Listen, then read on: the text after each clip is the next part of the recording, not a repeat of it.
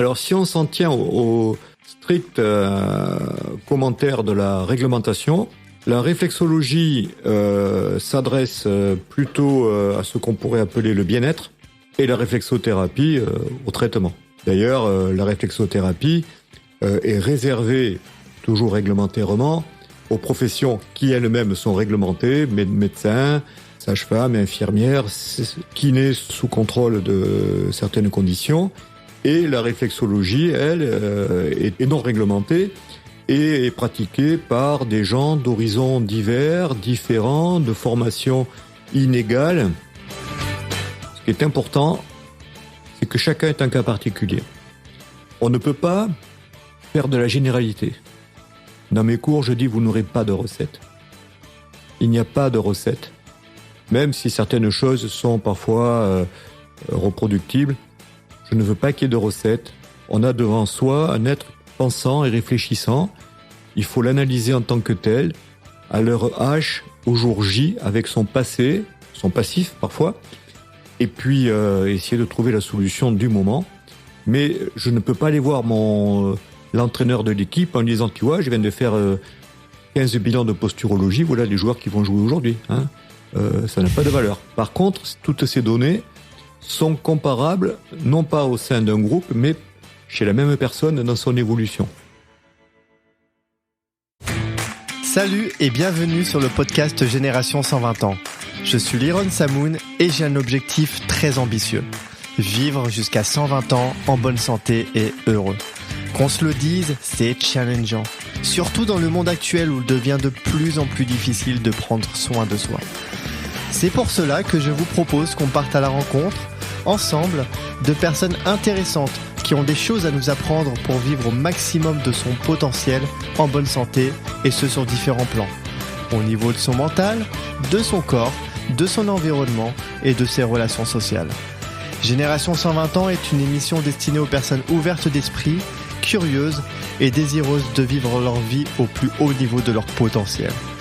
J'adore découvrir de nouvelles choses qui pourraient améliorer mon quotidien et je fais souvent de belles découvertes que j'ai envie de partager avec vous. Alors c'est parti et bienvenue dans l'émission Génération 120 ans. Alors bonjour à tous, je suis avec Philippe Malafosse. Bonjour Philippe. Bonjour. Comment tu vas ? Écoute, très bien, comme un retraité actif qui fait ce qui lui plaît et je pense qu'on va revenir sur ce sujet. Ouais, bah oui, quand on s'est eu au téléphone, t'as parlé de beaucoup de choses que tu continues à faire. Tu sais que je suis vraiment très content de pouvoir discuter avec toi aujourd'hui dans l'émission Génération 120 ans. Parce que, tu le sais pas, mais ça faisait un petit moment que je voulais échanger avec toi. Et puis, la vie a fait que ça s'est organisé finalement assez rapidement. Alors comme je te l'ai dit en off, j'adore découvrir de nouveaux concepts, de nouvelles choses et qui pourraient améliorer ma santé de manière générale et qui pourraient également m'aider à ouvrir mon champ de connaissances concernant des pratiques que l'on n'entend pas forcément tous les jours. Et je vais te donner la parole pour te présenter juste après, mais en bref, toi tu es médecin du sport, tu es ostéopathe, tu as fait de la réflexologie, tu as fait de la posturologie principalement, et aujourd'hui c'est de la réflexothérapie que j'ai envie de découvrir et de creuser avec toi aujourd'hui. J'ai vraiment envie de découvrir un peu plus en détail les particularités de cette méthode, les fondements, les bienfaits, les limites, en quoi cette méthode thérapie peut s'inscrire vraiment dans un protocole de longévité. Et l'idée pour moi-même et les auditeurs qui nous écoutent, c'est de comprendre tout ça de manière générale et puis rentrer un peu plus, comme je te disais tout à l'heure, un peu plus en détail sur les concepts qui régissent cette méthode. Et donc voilà, je pense que c'est un beau programme en perspective. Qu'est-ce que tu en penses, ça te va ? Le programme me va. Après, la question est tellement, il y aura tellement de questions et un champ d'application tellement vaste que la difficulté sera pour moi d'essayer de cloisonner, de me retenir. Hein, voilà. Si on voit j'ai devant moi un livre que j'ai écrit, qui est sorti l'année dernière, qui s'appelle Grand manuel de réflexothérapie. Au départ, le contrat était de 450 pages et puis il a dépassé les 800, si bien qu'il ne s'appelle pas réflexothérapie, mais Grand manuel. Hein, c'est mon éditeur qui m'a dit, je suis obligé de l'appeler Grand manuel. Donc je n'ai pas été bavard, mais j'ai été prolixe en écriture et en schéma. Voilà, tout simplement. Ouais, effectivement, il est juste devant moi et le livre est assez épais, mais Mais bon, il y a beaucoup de connaissances dedans.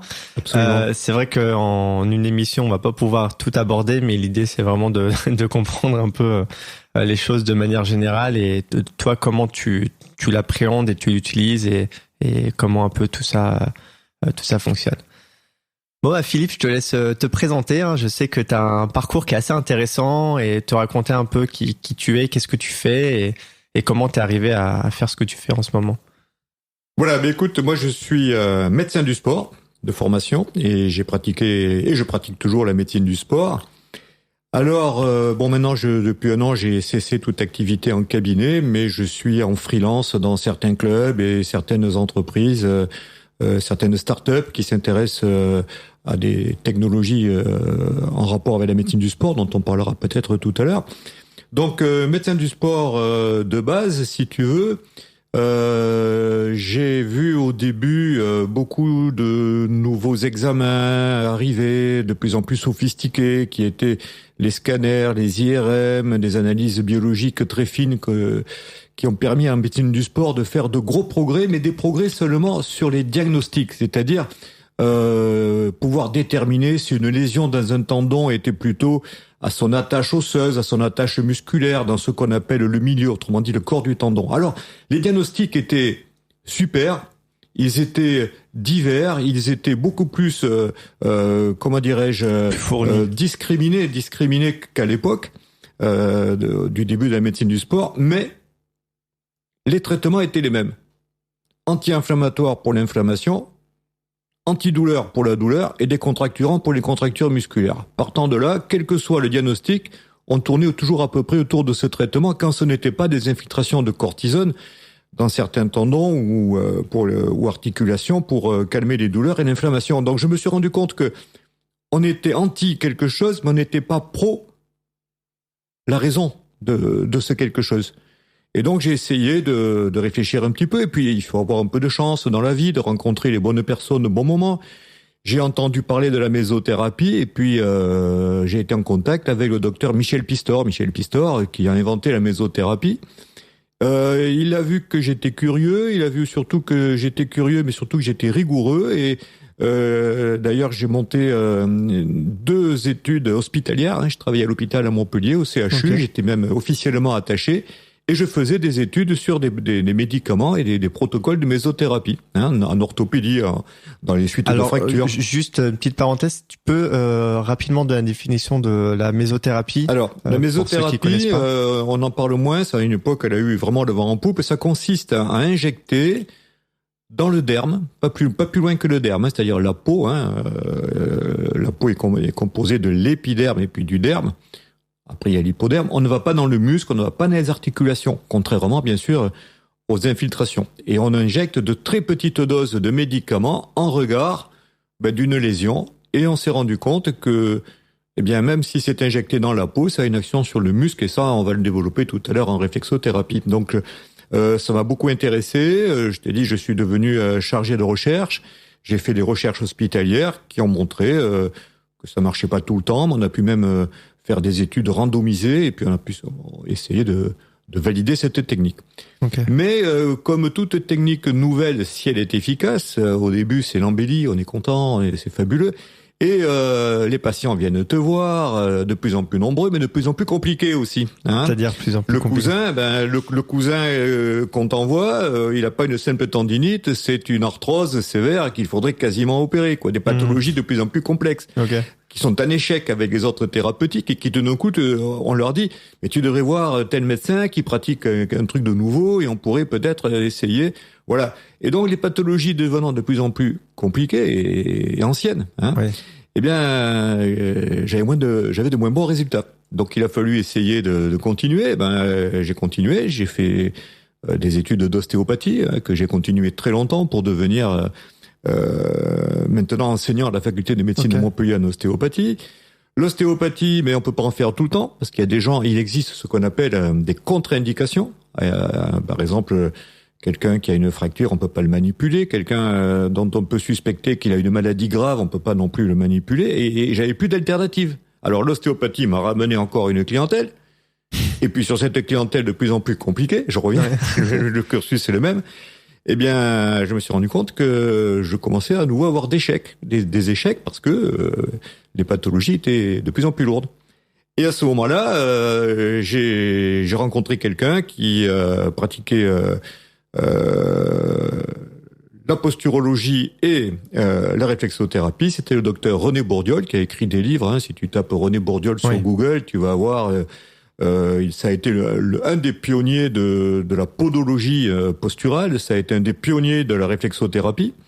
D'ailleurs, on m'a demandé d'écrire ce livre. C'est sa famille qui m'a demandé d'écrire ce livre. Ah oui, parce que d'accord. Oui, lui, il a écrit dans les années 80. Et donc, 40 ans plus tard, personne n'avait rien écrit. Et on m'a demandé de reprendre un petit peu le flambeau. De toute façon, je n'aurais jamais écrit mon livre sans l'autorisation de Madame Bourdiol, qui m'a soutenu, qui m'a même raconté certaines anecdotes historiques qui sont dans le livre. Voilà, donc si tu veux, chaque fois, il fallait aller plus loin. T'étais drivé, en fait, tu t'arrêtais pas à ce que tu savais faire, tu te disais, mince, si j'ai des échecs, il faut que je trouve une autre solution pour aller... Et je commençais mes cours en disant, on apprend avec ses échecs. Ouais. Il ne faut pas se gaver des réussites. Les histoires de chasse, on les connaît tous, et moi j'ai fait ci, moi j'ai fait ça, non. Moi je voyais mes échecs et je me demandais pourquoi. Pourquoi chez cette autre personne qui a mal au dos, ça ne marche pas alors que les 10 autres, ça marchait. On fait simple quand je dis ça. Voilà, donc je suis allé un peu plus loin et je me suis occupé aussi, et je m'occupe encore plus parce que je suis très investi dans la posturologie à très haut niveau. Nous parlerons peut-être de mes activités en posturologie du sport, mais du sport de très haut niveau, au niveau de championnat du monde de football. Et donc donc j'ai rajouté des cordes à mon arc, ce qu'on appelle l'arc thérapeutique, sans renier la médecine traditionnelle. C'est important sans la renier. Mais la médecine traditionnelle a ses limites. Et chacune des techniques que nous avons déjà abordées comme ça, succinctement, ont des indications, ont des contre-indications, ont des non-indications. Et donc, si on sait proposer à une personne la meilleure technique qui lui convient au moment où elle est devant nous, parce que quelqu'un qui a 20 ans, si on le revoit à 50 ans, c'est pas forcément la même chose, eh bien, je pense qu'on augmente la performance et on est moins toxique surtout. C'est pas la peine de multiplier des médicaments allopathiques, dont on sait qu'ils ont tous des effets secondaires et parfois pas toujours l'efficacité souhaitée. Oui. Donc toi, tu es capable d'avoir une vision globale du patient et de pouvoir lui donner bonne pratique, enfin en tout cas lui... Capable, je n'en sais rien. L'histoire et mes patients me le diront. Mais c'est en tout cas le but vers lequel j'ai essayé d'aller. Et je dis toujours à mes étudiants, il y a deux solutions. Soit vous restez dans l'ignorance, mais vous êtes heureux. C'est vrai. Et soit vous vous posez des questions, et là vous serez toujours à la recherche de quelque chose, vous allez toujours vous réinvestir.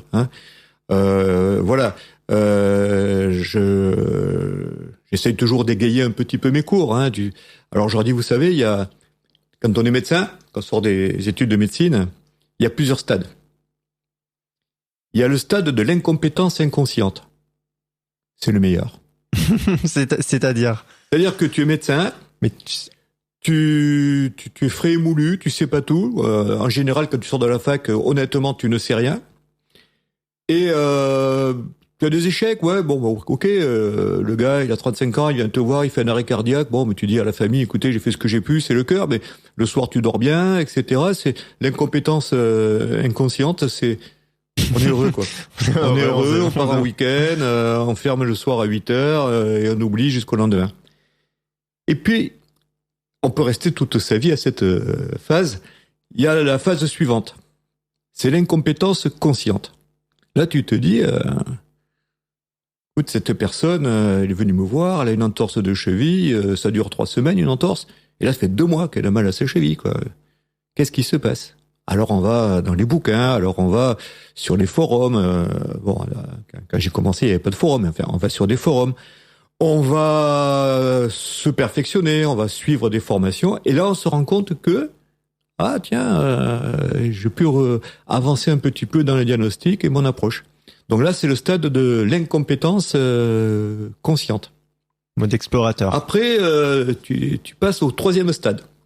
3e stade, c'est la compétence inconsciente. C'est-à-dire que tout ton questionnement t'a amené à te former, etc., et tu as augmenté ton champ de compétences, mais tu n'es pas au courant, quoi. Je veux dire, voilà, tu vis comme avant, voilà. Et il faut s'arrêter là. Hein. Il faut rester compétent, mais inconscient de l'être. Sinon, on passe au 4e stade, qui est la compétence consciente, c'est-à-dire ça frise la paranoïa. Et en général, ça te fout tout en l'air et tu repars à zéro. Hein. Tu repars incompétent, inconscient. Et puis voilà, c'est en fin de carrière. C'est-à-dire que l'ego, il est voilà, il est énorme. Il est surdimensionné. Tu prends les gens de haut, tu ne les écoutes plus. On a connu ça à l'époque quand j'ai fait mes études de médecine. Tu sais, on avait encore des grands mandarins, la faculté à parler. Tu sais, oui, effectivement, j'ai entendu parler. On te disait ça et puis tu ne pouvais pas que tu sois patient, parent. Voilà, on te disait, écoutez, on l'opère. On va lui faire une amputation, c'est comme ça et pas autrement. Ouais, c'était grands référents. Voilà, il y avait pas, oui, absolument. Absolument, ils n'avaient pas forcément raison, mais on n'avait pas le choix. Voilà un petit peu quel était mon cheminement. Je souhaite ne jamais arriver au stade de compétence consciente, hein, comme je te disais. Je ne pense pas pour l'instant, parce que je suis toujours en recherche, toujours en formation, toujours en travaux. Hein. Je travaille beaucoup avec des startups pour mettre en place des moyens de diagnostic plus fins et plus personnalisés. Ouais, parce que finalement, t'es toujours en quête, hein, comme tu le disais. Toujours en quête. Moi, je suis en retraite active. Là, je conseille une start-up sur la photobiomodulation. On en dira peut-être un mot. Ouais. J'en conseille une autre sur des plateformes de stabilométrie qui permettent à distance d'enregistrer des données de joueurs de... Stabilométrie, c'est quand on se met sur un plateau pour mesurer les appuis, c'est ça? Alors voilà, on mesure beaucoup de choses. Hein. On prend ce sont des plateformes de force. On reste 30 secondes dessus, on peut avoir les yeux ouverts, les yeux fermés, on peut mettre un protège-dents ou l'enlever, on peut avoir des lunettes ou ne pas les mettre, on peut faire plein de choses. Et on regarde comment quelqu'un se tient, quelle est la surface de son centre de gravité, quelle est la vitesse de réaction de ses chaînes musculaires, quelle est la vitesse, ou du moins quel est le degré d'accélération de rattrapage quand il y a des déséquilibres. On va voir pas mal de choses. Tout ça en se mettant dessus, en quelques minutes, on a toutes ces infos. 30 secondes de prise, et puis moi je traite les données. Parfois j'ai un quart d'heure, 3/4 d'heure de traitement derrière. Et donc on a pas mal de choses intéressantes. Et actuellement, je te dis, on a mis au point avec une start-up dont on reparlera peut-être un jour. Hein, je te les ferai connaître. Des plateformes connectées en Bluetooth à des téléphones portables que les sportifs de haut niveau ont avec eux, ils prennent leurs données et ils me les envoient et je leur dis s'ils sont fatigués. Hein, ça s'est produit récemment pendant la dernière Coupe d'Europe des Nations de foot, où je disais aux joueurs, attention, là tu commences à fatiguer.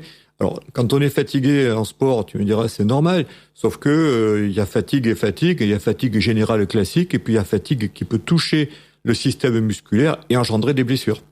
Okay. Quand tu sais qu'un claquage musculaire d'un ischio, jambier, des muscles de la cuisse, hein, ou d'un mollet, ça dure 6 à 8 semaines.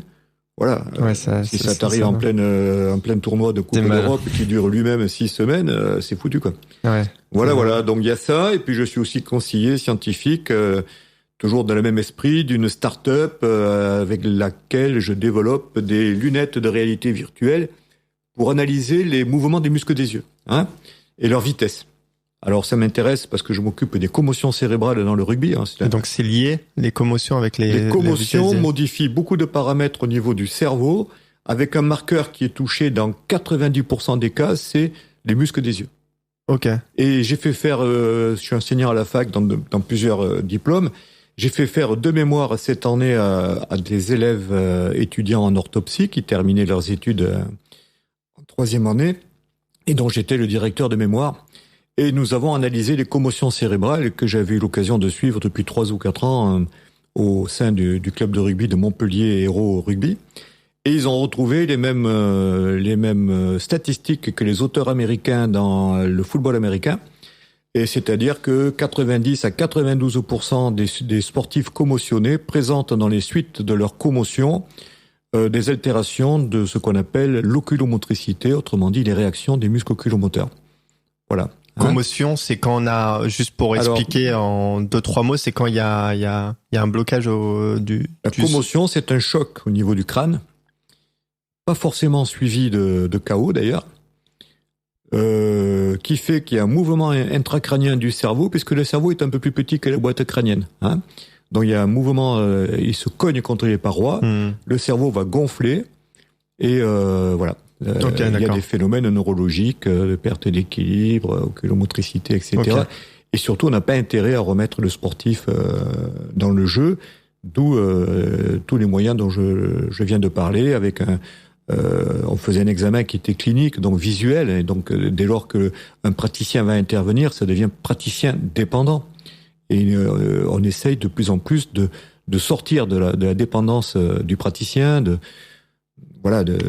sa formation, de sa sensibilité, de son émotionnel aussi, parce que l'émotionnel n'est pas que le parti des malades, hein, il est aussi le parti du praticien. Et donc, je suis en train de mettre au point un casque de réalité virtuelle qui analyse tout ça et qui va nous donner des données, des datas qui vont dire voilà. Alors, ce qui est important, c'est d'avoir surtout les références, d'où avant commotion. Donc, en début de saison, là, je viens de voir 53 joueurs de mon club. J'ai en boîte toutes les données et puis je vais attendre ce qui va se passer. Si j'ai des soucis, voilà. Hein, super intéressant, ouais. Voilà. Ouais. Parce que ce qu'il faut bien comprendre, on parle de commotion, on parle de posturologie, on parle de tout ce que l'on veut. Ce qui est important, c'est que chacun est un cas particulier. On ne peut pas faire de la généralité. Dans mes cours, je dis vous n'aurez pas de recette. Il n'y a pas de recette. Même si certaines choses sont parfois reproductibles, je ne veux pas qu'il y ait de recette. On a devant soi un être pensant et réfléchissant. Il faut l'analyser en tant que tel, à l'heure H, au jour J, avec son passé, son passif parfois, et puis essayer de trouver la solution du moment. Mais je ne peux pas aller voir l'entraîneur de l'équipe en lui disant, tu vois, je viens de faire 15 bilans de posturologie, voilà les joueurs qui vont jouer aujourd'hui. Hein. Ça n'a pas de valeur. Par contre, toutes ces données sont comparables, non pas au sein d'un groupe, mais chez la même personne dans son évolution. Ouais. Et on peut dépister justement des choses très intéressantes. Donc avec la stabilométrie, j'ai mis au point des paramètres et puis des recoupements de paramètres qui permettent d'anticiper sur des blessures musculaires. Alors au début, la première fois que je suis arrivé au club, il y a 12 ans, j'avais vu 15 joueurs qui faisaient partie des potentiels qui devaient jouer le week-end d'après. Et sur les 15, il y en a un qui, pour moi, était dans le rouge. Alors, quand j'ai parlé à l'entraîneur de la potentialité d'une blessure, il me dit, écoute, ce joueur va bien, voilà. Il m'a envoyé à 10 mètres, on va dire, poliment, pour évoquer une règle de rugby. Et ce joueur s'est blessé. Il a donc joué, malgré ma petite alerte. Ouais, il s'est blessé, il a eu 8 semaines d'arrêt. Donc, à partir de là, on a commencé à réfléchir, à demander mon avis, à parfois demander à un joueur de sauter un match, de se reposer. Parce qu'il faut savoir que les sportifs de haut niveau, même de très haut niveau, hein, rentrent dans le rouge vite, mais en sortent aussi rapidement. Ok. Ils ont cette capacité de récupération. Ils ont des capacités réactionnelles extraordinaires. J'ai suivi des gars des coureurs cyclistes qui faisaient le Tour de France. Faut voir, il y a des gars qui arrivent avec une fracture du poignet dans les courses en Belgique, tu sais, sur des pavés. Ouais. Il tombe, il se casse le poignet, il le sait pas, il a mal au poignet pour lui. C'est pas, il a très mal d'ailleurs. Il fait encore 3-4 courses sur des pavés, quoi. Wow. Voilà. Et puis enfin, il dort plus de la nuit, on lui fait une radio, le poignet était cassé depuis 4 jours. Okay. Voilà. J'ai vu des coureurs cyclistes avec des blessures pas possibles, qui chez le commun des mortels auraient demandé 3 semaines d'arrêt, repos au lit. Ça, c'est le fait qu'ils soient vraiment sportifs, qu'ils ont un profil sportif. Qu'est-ce qui explique ça par rapport à un être lambda? Enfin... Le sport de haut niveau, il faut être équipé quand même. Hein. Ouais. Mais à équipement identique, c'est le cerveau qui fait la différence. Ouais. Le haut niveau, tout est dans le mental. Il n'est pas dans les cuisses, il est dans la tête. Ouais, on le dit souvent en finale. Ah non, moi, voilà. J'aurais des gars, j'ai vu un joueur de rugby, champion du monde, avec une nation de l'hémisphère sud. J'en dirai pas plus, faut pas le repérer. Mais, puisque l'hémisphère sud, c'est Australie, c'est Nouvelle-Zélande et c'est Afrique du Sud. Ça va, donc voilà. Vaste. Mais ils ont tous été champions du monde. Voilà. Ce joueur, il marche mal, il tu vois qu'il a mal au dos dans sa démarche, sa façon de s'asseoir. Il n'était bien que lors des matchs, quoi. Okay. Il s'entraînait très peu. Et donc j'avais vu le coach, à l'époque, qui était un coach sud-africain, et je lui ai dit, tu sais, ce joueur, moi quand j'ai fait un bilan, il y a rien qui va, mais il joue. Et je me rappelle cet entraîneur sud-africain qui me dit, Philippe, please, no touch. Ouais. Tu fais rien. Et je n'ai jamais rien fait. Le premier qui touche quelque chose sur, voilà. Je sais pas comment il fonctionnait, mais il fonctionnait. Ouais, donc on laisse faire. Okay. La nature a ses secrets. Il se mobilisait à partir ce qu'on appelle le team run, c'est-à-dire l'échauffement, la mise en place de l'équipe la veille du match. Hein, il y a un team run où on appelait ça à l'époque l'entraînement du capitaine. Donc là, il commençait à émerger, faisait des matchs d'enfer, et le lundi, il ramait toute la semaine. Ouais, voilà, c'est des choses extraordinaires. Ouais, voilà. Mais c'est pas viable après sur le long terme de toute façon tout ça. Bah après voilà, après quand on arrête, j'imagine que quand une fois que tu arrêtes mais quand il arrête, il va forcément avoir moins de motivation, parfois une dépression. Ah oui. Il va avoir moins de sollicitation musculaire, donc son gainage musculaire va se relâcher et tous les défauts qui étaient plus ou moins masqués vont réapparaître et ça va être l'apothéose. Voilà. Ouais, bah oui. Voilà. C'est au bout d'un moment l'accumulation de choses, voilà. Le corps il revient à la charge. Mais bon, il a pu avoir une carrière, une belle carrière.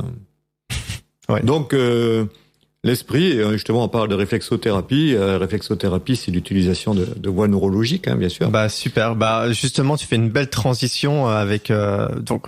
Je t'ai un peu lancé. Hein. Oui, non, mais on a parlé enfin, t'as abordé pas mal de notions et je pense qu'on pourrait en faire un sujet en fait sur chacune de ces notions-là et c'est.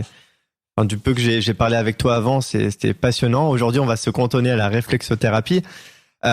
Justement, moi, j'en avais pas entendu parler auparavant. La réflexothérapie, c'est vraiment du coup en te rencontrant que j'ai plus ou moins connu découvert, on va dire, cette discipline. Est-ce que tu pourrais expliquer ce que c'est la réflexothérapie ? Alors, tout d'abord, il faut faire un peu de sémantique. Il y a deux termes qui sont employés, deux termes qui sont parfois confondus, deux termes qu'on essaye d'opposer, à tort d'ailleurs. C'est le terme de réflexologie et de réflexothérapie. Alors si on s'en tient au strict commentaire de la réglementation, la réflexologie s'adresse plutôt à ce qu'on pourrait appeler le bien-être et la réflexothérapie au traitement. D'ailleurs, la réflexothérapie est réservée, toujours réglementairement, aux professions qui elles-mêmes sont réglementées, médecins, sages-femmes, infirmières, kinés sous contrôle de certaines conditions.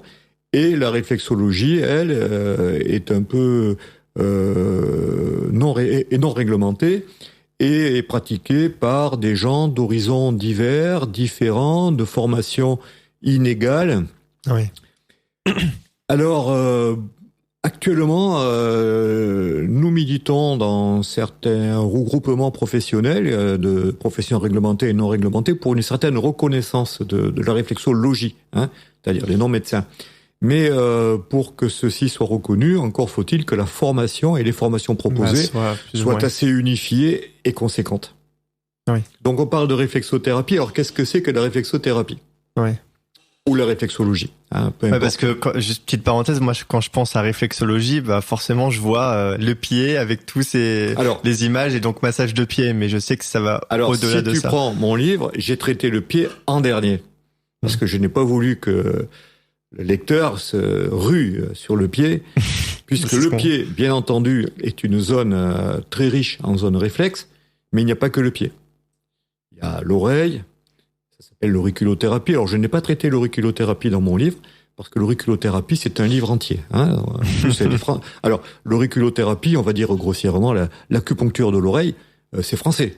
Hein. Okay, et oui, c'est Paul Nogier, médecin à Lyon, qui s'est rendu compte de certaines choses. Alors, tu sais, souvent, au départ, les découvertes sont empiriques. Hein. Voilà, tu fais un truc, tu sais pas ce que tu fais. Moi, il m'est arrivé de piquer au niveau du genou.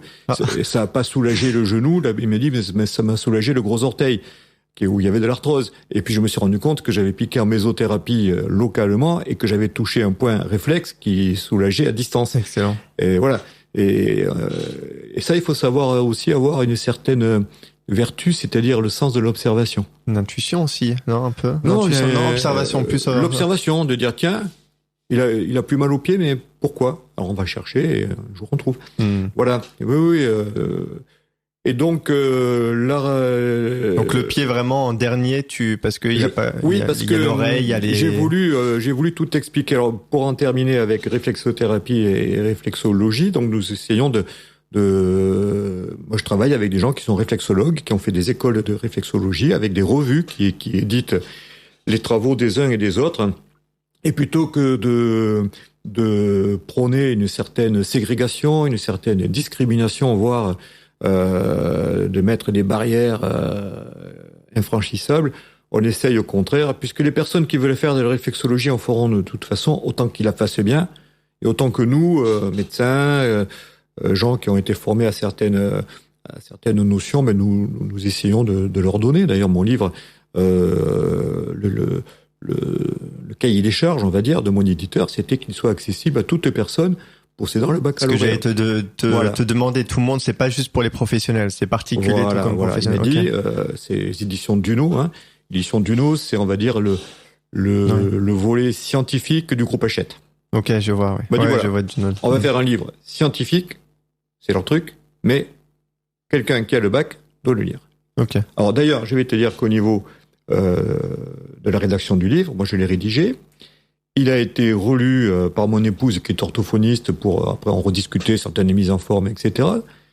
Il a été relu ensuite par le médecin qui était associé avec moi pour voir que voilà, tu sais, quand on est dans une action, on peut mettre une coquille sans s'en rendre compte, etc. Et in fine, il a été relu par une de mes tantes qui est à la retraite, mais qui était professeure des sciences naturelles. Donc elle avait des bases, mais pas des bases de médecine.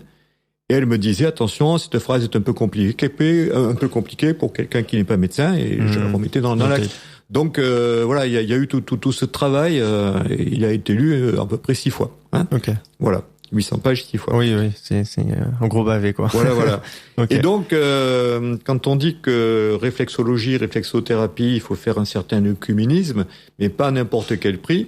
D'ailleurs, je suis étonné de voir que beaucoup de réflexologues qui auraient pu dire tiens, un livre sur la réflexothérapie, ça va être édité contre nous, mais pas du tout. M'envoie des mails, essaye de me contacter, me demande de faire un podcast il y a pas longtemps, parce que justement dans ce livre, il s'appelle Grand manuel de réflexothérapie, mais le sous-titre c'est fondements neuroanatomiques et applications. Ça veut dire qu'on explique avec l'embryologie, avec l'anatomie et avec la physiologie pourquoi la réflexothérapie est efficace. Alors, c'est quoi la réflexothérapie ? C'est faire agir un réflexe. Comme on tape sur le marteau sur le genou. Exactement. Quand tu tapes avec le marteau réflexe sous la rotule ou au niveau du tendon d'Achille et qu'il y a un mouvement qui échappe à la volonté du patient, c'est un réflexe. Okay. Un réflexe, c'est involontaire et c'est inconscient. Tout à fait. Ouais. Donc je peux pas faire agir mon tendon d'Achille ou mon tendon rotulien par la volonté. Je peux pas me concentrer non, c'est inconscient, okay. C'est involontaire. Et donc la réflexothérapie, voilà, tu as donné un bon exemple. Hein, ce sont ces réflexes qu'on connaît, que tout le monde s'est vu solliciter chez son médecin. Et on a beaucoup de circuits neurologiques en nous. Tous ces circuits peuvent être empruntés pour de bonnes causes, pour détendre un muscle, pour soulager une douleur, pour voilà. Hein. Et alors bien sûr, il y a l'acupuncture qui nous a précédés. Les Chinois, de façon, c'est millénaire l'acupuncture. Les Chinois s'étaient rendus compte qu'en piquant certains points, les méridiens. Alors certains points sont sur des méridiens, d'autres ne le sont pas. D'accord. On appelle ça les points hors méridiens. Certains points avaient des vertus de décongestionner la vésicule, d'améliorer les troubles digestifs, etc. Okay. Sauf que, d'ailleurs, dans mon livre à la fin, dès que je peux, je fais le recoupement entre la réflexothérapie européenne, on va dire, hein, occidentale et orientale, cartésienne, et la philosophie acupuncturale orientale. Ok. Hein, parce qu'après, voilà, les explications étaient pas les mêmes. Mais de toute façon, quand on pique un point quelque part, que tu sois en Chine ou en France, si tu stimules un réflexe, il sera le même. Ouais. Voilà. Et je me suis plu à faire pas mal de recherches, parce que j'ai une notion aussi d'acupuncture, et de me rendre compte qu'un point qui... Les Chinois disaient en acupuncture, c'est le point maître des céphalées, hein, des maux de tête. Eh bien, voilà, il correspond chez nous de façon rationnelle, on le retrouve de la même façon et on agit au même endroit pour la même cause. Okay. Voilà. Et donc ça c'est bien, ça c'est très bien. Et entre la réflexothérapie et l'acupuncture, il y a donc un lien. Et j'aimerais également tisser ce lien entre les réflexologues non officiels et les réflexothérapeutes qui sont aussi officiels, mais bon, qui devraient aussi se pencher sur les fondements parce qu'on retrouve tout. Alors je te disais tout à l'heure, tu vas voir qu'on va se recouper assez souvent. Pas de recette. Je ne connais pas de cartographie de réflexothérapie. Ok. Si tu me dis, en brûle pour point, donne-moi le point qui traite les sciatiques, je te le donnerai pas, parce que je suis pas capable de te le donner. Par contre, je vais réfléchir. Je vais dire où est-ce que je vais chercher le point et comment je vais le chercher, et là on va le trouver. Et ça, tu le fais en stimulant les réflexes? Il y a plein de choses. Alors non, il y a plein de choses. Alors si tu veux, voilà. Tu gardes cette question, tu me la reposes. Yes. Comment on va détecter les points? Voilà. La détection des points. Mais avant de te dire ça, il faut que je t'explique quelque chose. Dans l'embryologie, qui que nous soyons, quoi que nous faisions, quand le spermatozoïde a commencé à féconder l'ovule de ta maman, il y a un enchaînement qui a fait que il y a eu quelques cellules qui se sont amalgamées, puis qui se sont divisées. Et à un moment donné, il y a eu 3 feuillets. On appelle ça des feuillets embryologiques. 3 feuillets de base qui après vont se développer chacun à leur tour pour donner tous les organes que nous avons. Ok, oui.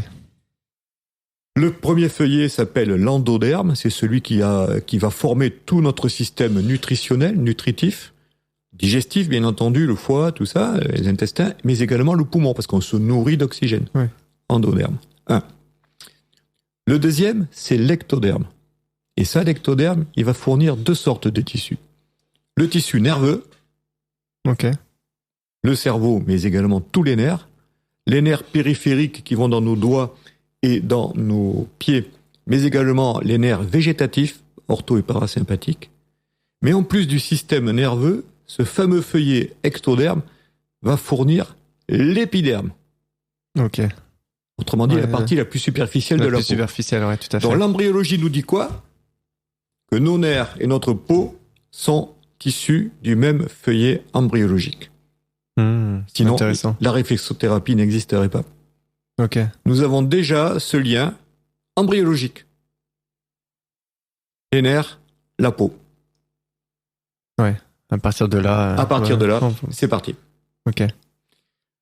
Après, si tu veux, j'explique tout ça en embryologie de façon facile, agréable, avec des schémas. Il y a l'anatomie. Et je montre un schéma sur ce livre, un schéma de Lazorte. Lazorte était un grand anatomiste, un grand chirurgien toulousain de l'époque vraiment rigide. Je veux dire, tout ce qui était acupuncture, etc., il voulait pas en entendre parler. Et un jour, il a effectué un schéma de la coupe du thorax, où on voit une côte et le nerf qui suit la côte. On appelle ça le nerf intercostal, qui vient de la moelle épinière. Il sort des vertèbres. Et ce nerf intercostal va faire sortir des ramifications le long de la peau. Et donc, il montre ce schéma. Ok. Ouais, et quand on reprend ce schéma, on se rend compte que tous les nerfs qu'il a décrits correspondent à des points, à des méridiens d'acupuncture. Génial. Donc, moi, je montre une diapo à la fac où tu vois le schéma de base de Lazorte et le même schéma avec les points d'acupuncture et les 2 images viennent de se superposer, concordent. Incroyable. Et en plus, bon, ça, c'est une preuve parce que c'était presque ce qu'on peut faire un double aveugle. Parce que j'imagine que Lazorte serait vivant de nos jours. Ça serait pas, vu l'esprit qu'il avait à l'époque, enfin, tous les grands patrons, serait pas un défenseur et en tout cas un promoteur des réflexothérapies. Ben, il nous a montré certaines choses. Dans l'anatomie, alors je te dis, l'embryologie nous explique, l'embryologie le confirme, Et donc, il suffisait après, partant de là, de travailler. Voilà. Alors, je te disais, il n'y a pas de recette. Il n'y a pas de recette parce que justement, si tu connais ton anatomie du système nerveux, ton cerveau, et puis ta moelle épinière, c'est pas compliqué. La moelle épinière, à chaque niveau, il sort des nerfs. Des nerfs, ouais. Et ben, c'est tout ceci qui se projette en divers endroits de notre corps. Alors, tu me dis au niveau du pied, ben, je sais où se projette la moelle épinière et dans quel ordre. Il suffit de savoir où ceci est. Voilà. Je te prends un exemple. Alors, au départ, je travaillais beaucoup avec René Bourdiol, qui a été neuroanatomiste, neurophysiologiste. Et c'est lui qui a commencé à parler du pied, des réflexes du pied pour la posture au départ. Hein. Après, il a travaillé avec Nogier sur l'auriculothérapie. Alors, j'ai eu la chance, privilège de l'âge, tu me diras, de rencontrer des gens très intéressants qui étaient des pionniers. Dans le domaine. Je te parle de Bourdiol, il a travaillé avec Nogier, inventeur de l'auriculothérapie. J'ai rencontré Pistor, inventeur de la mésothérapie.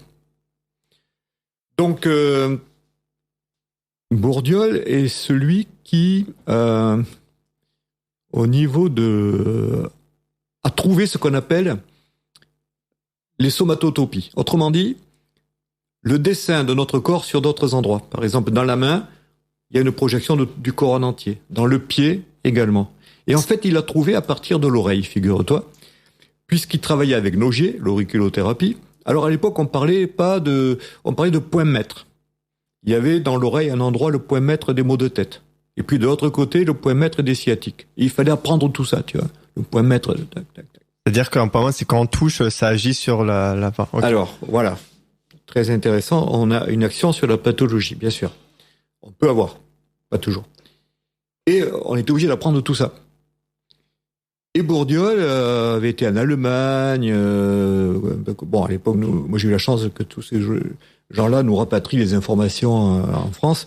Mais la génération avant la mienne, il fallait aller chercher un peu partout, en Chine et tout.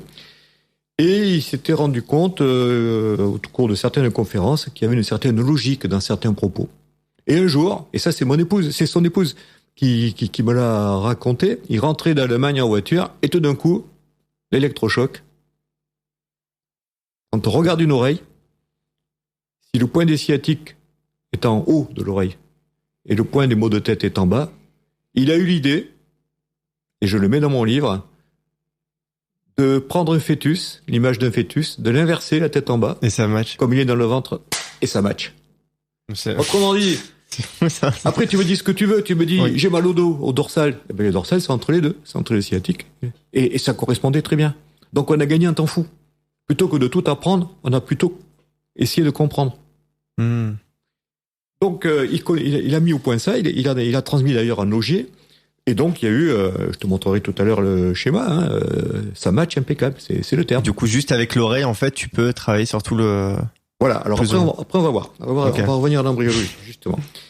Après, voilà, donc l'oreille, on avait la somatotopie, c'est-à-dire on savait que l'oreille représentait le corps d'une certaine façon, ouais. Hein, le fœtus à l'envers, tout levé, et qu'on pouvait tout faire. C'est marrant. Le pied, il est là, la main, elle était là. Mais c'est incroyable. Bah oui, maintenant je visualise le fœtus sur l'oreille. Je vais te le montrer avant de partir, ça, il faut le voir. Et puis voilà.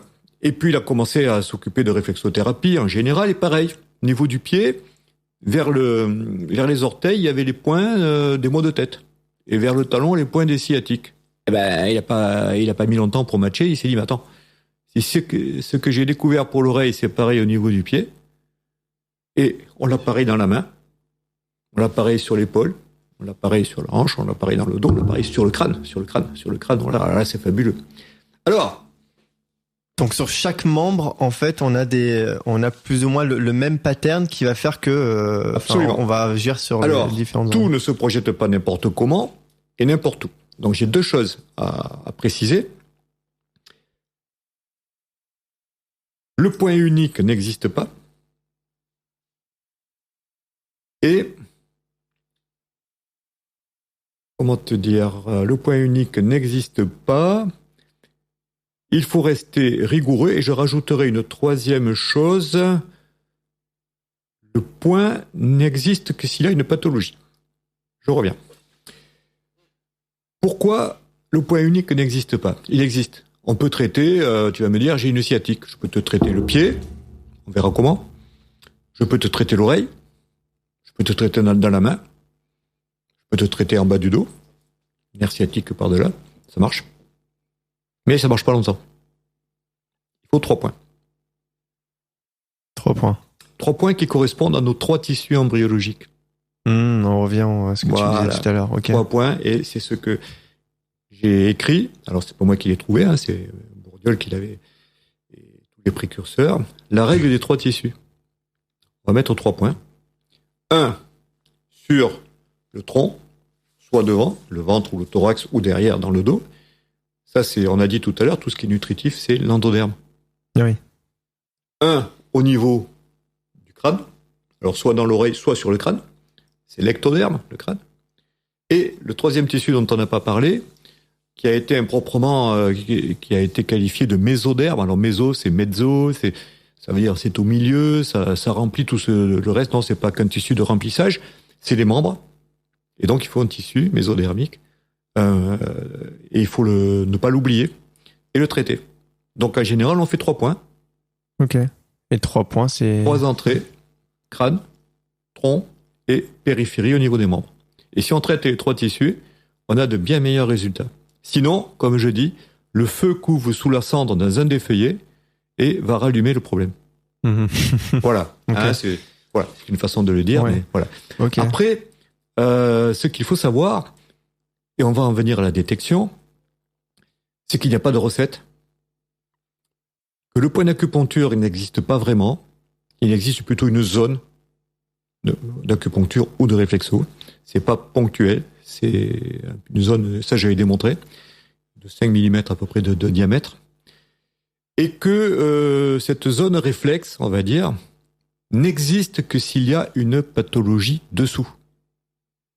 Si quelqu'un de normal, qui n'a pas de problème digestif, tu peux lui palper le ventre, mettre des détecteurs électriques, tu ne trouveras rien.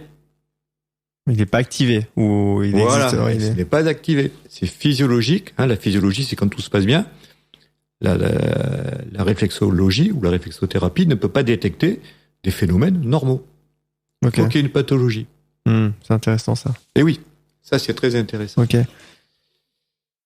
Et c'est très puissant. C'est très puissant. Alors je vais te raconter une anecdote. Hein, ça fait toujours une anecdote qui n'est une triste anecdote, une histoire triste qui m'est arrivée. Je t'ai dit, on apprend avec ses erreurs. Parfois, on apprend avec des catastrophes. J'avais un monsieur qui venait me voir. En plus, c'était un ami de mes grands-parents. Je l'aimais beaucoup. Et il avait mal dans son dos. Et quand je le palpais, je trouvais toujours la même dermalgie. Tu sais, le point réflexe. Ça fait la zone réflexe. Il y avait une zone dans son dos qui réagissait que je trouvais en la palpant. Quand tu palpes, ça. Alors, on fait un pincé roulé. Tu vois, on pince la peau. On prend la peau, on la soulève, et entre le pouce et l'index, on la plisse et on avance, tu vois. Et là, il y a des choses qui se passent ailleurs dans le corps ou c'est dans la je vais te dire, à un moment donné, toi tu le sens, le glissement ne se fait plus, on bute sur quelque chose de dur, et puis la personne a vraiment mal, quoi. Hein. Ok. Donc on arrive en faisant des mouvements dans un sens et puis dans l'autre, à la localiser. Et donc cette personne avait toujours cette dermalgie, on appelle ça une dermalgie, douleur du derme, hein. Ok. Et donc moi je la traitais. Bon, après je me suis rendu compte que cette dermalgie était dans la zone T8. T8, ça veut dire le nerf thoracique numéro 8. Et c'était à gauche. Et à gauche, T8, ça va T8, T9, ça va vers le pancréas. Et donc je me suis dit, il y a un problème vers son pancréas et on peut avoir de tout. Hein. Alors important, une dermalgie ne préjuge pas de ce qu'il y a dessous. Ok, oui. On peut avoir juste une indigestion ou un cancer du pancréas. Oui. Et tu vas voir qu'on était dans le deuxième cas de figure. Donc, voyant cette dermalgie une fois, je le traite, ça va mieux. Il revient 2 fois, le premier c'était réarmé, donc je le retraite. La 3e fois, je dis, alors, je te parle des années 80-90, je demande une échographie du pancréas qui revient normal. Donc, je suis tranquille. Sauf que les échographies de l'époque n'étaient pas aussi discriminantes que les échographies et les scanners et IRM de maintenant. Ouais. Ben, ce gars, figure-toi, avait un cancer du pancréas qui démarrait, qui était suffisamment petit pour ne pas être visible à l'échographie, mais suffisamment parlant pour être détectable sur une dermalgie en réflexothérapie. Incroyable. Et il est mort d'un cancer du pancréas 2 ans après, parce que son cancer, et j'aurais dû refaire peut-être des échographies, parce que le point persistait, le point revenait. J'aurais dû continuer sur mes convictions et demander des examens à répétition jusqu'au moment où, et quand on l'a détecté, il avait une jaunisse, le cancer était déjà très évolué. Et pour te dire que cette notion de dépistage réflexothérapique... Donc on s'en sort plus pour du dépistage que du traitement, ou les deux finalement? Alors on peut faire les deux. Sauf que ça dépend je t'ai dit, la dermalgie, la zone réflexe qui va se mettre à parler, ne parle jamais spontanément, il faut la découvrir. Et puis elle ne te dit pas exactement, elle te dit, il se passe quelque chose dans cet endroit, dans cette zone du corps, mais elle peut pas te dire si c'est simplement juste une dysfonction, qu'on appelle un truc qui fonctionne pas bien, ou quelque chose qui est lésé. Il y a le dysfonctionnel et le lésionnel. Lésionnel, si c'est abîmé, ça peut être des choses graves. Un infarctus du myocarde, par exemple, peut donner des dermalgies sur la région du cœur. Mais voilà. C'est une enquête, en fait. Faut vraiment faire donc on sait qu'il se passe pas bien. D'où la difficulté et les mises en garde dans mon livre, que je ne manque pas d'échelonner envers les réflexologues. C'est-à-dire, attention, avant, quand on dit réflexothérapie, il y a le mot réflexe, le mot thérapie. Mais avant, il faut faire un diagnostic. C'est-à-dire savoir ce qui se passe et exactement quoi.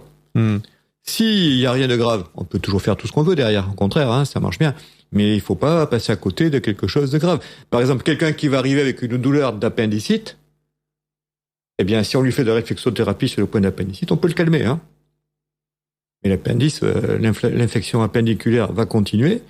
Et encore de nos jours, on peut mourir d'une crise d'appendicite. Oui, tout à fait. Quelqu'un qui va venir, et je demande qu'on ne traite pas ces zones-là, les zones cardiaques. Elles sont en regard du cœur, un peu déportées sur le côté. Quelqu'un qui vient avec une douleur thoracique, avant de traiter sa douleur pour qu'il soit rassuré, il faut d'abord faire un électrocardiogramme. Ok. Voilà. Oui. Et c'est là qu'on arrive en limite réflexothérapie, réflexologie. Il faut pas sauter sur tout ce qui bouge.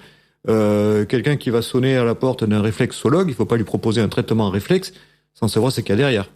Okay. Alors moi, ce que je prône, c'est pas que les réflexologues deviennent médecins, mais ce que je prône, et on en discutait récemment tous ensemble, en table ronde, c'est peut-être de mettre en commun, parce que les médecins n'ont pas trop le temps de s'occuper de ça, mais de faire non pas des réseaux, mais de mutualiser nos compétences, et qu'un réflexologue, s'il se rend compte qu'il y a un point qui l'inquiète, qui demande au patient d'aller voir son médecin, que ce dernier fasse les examens.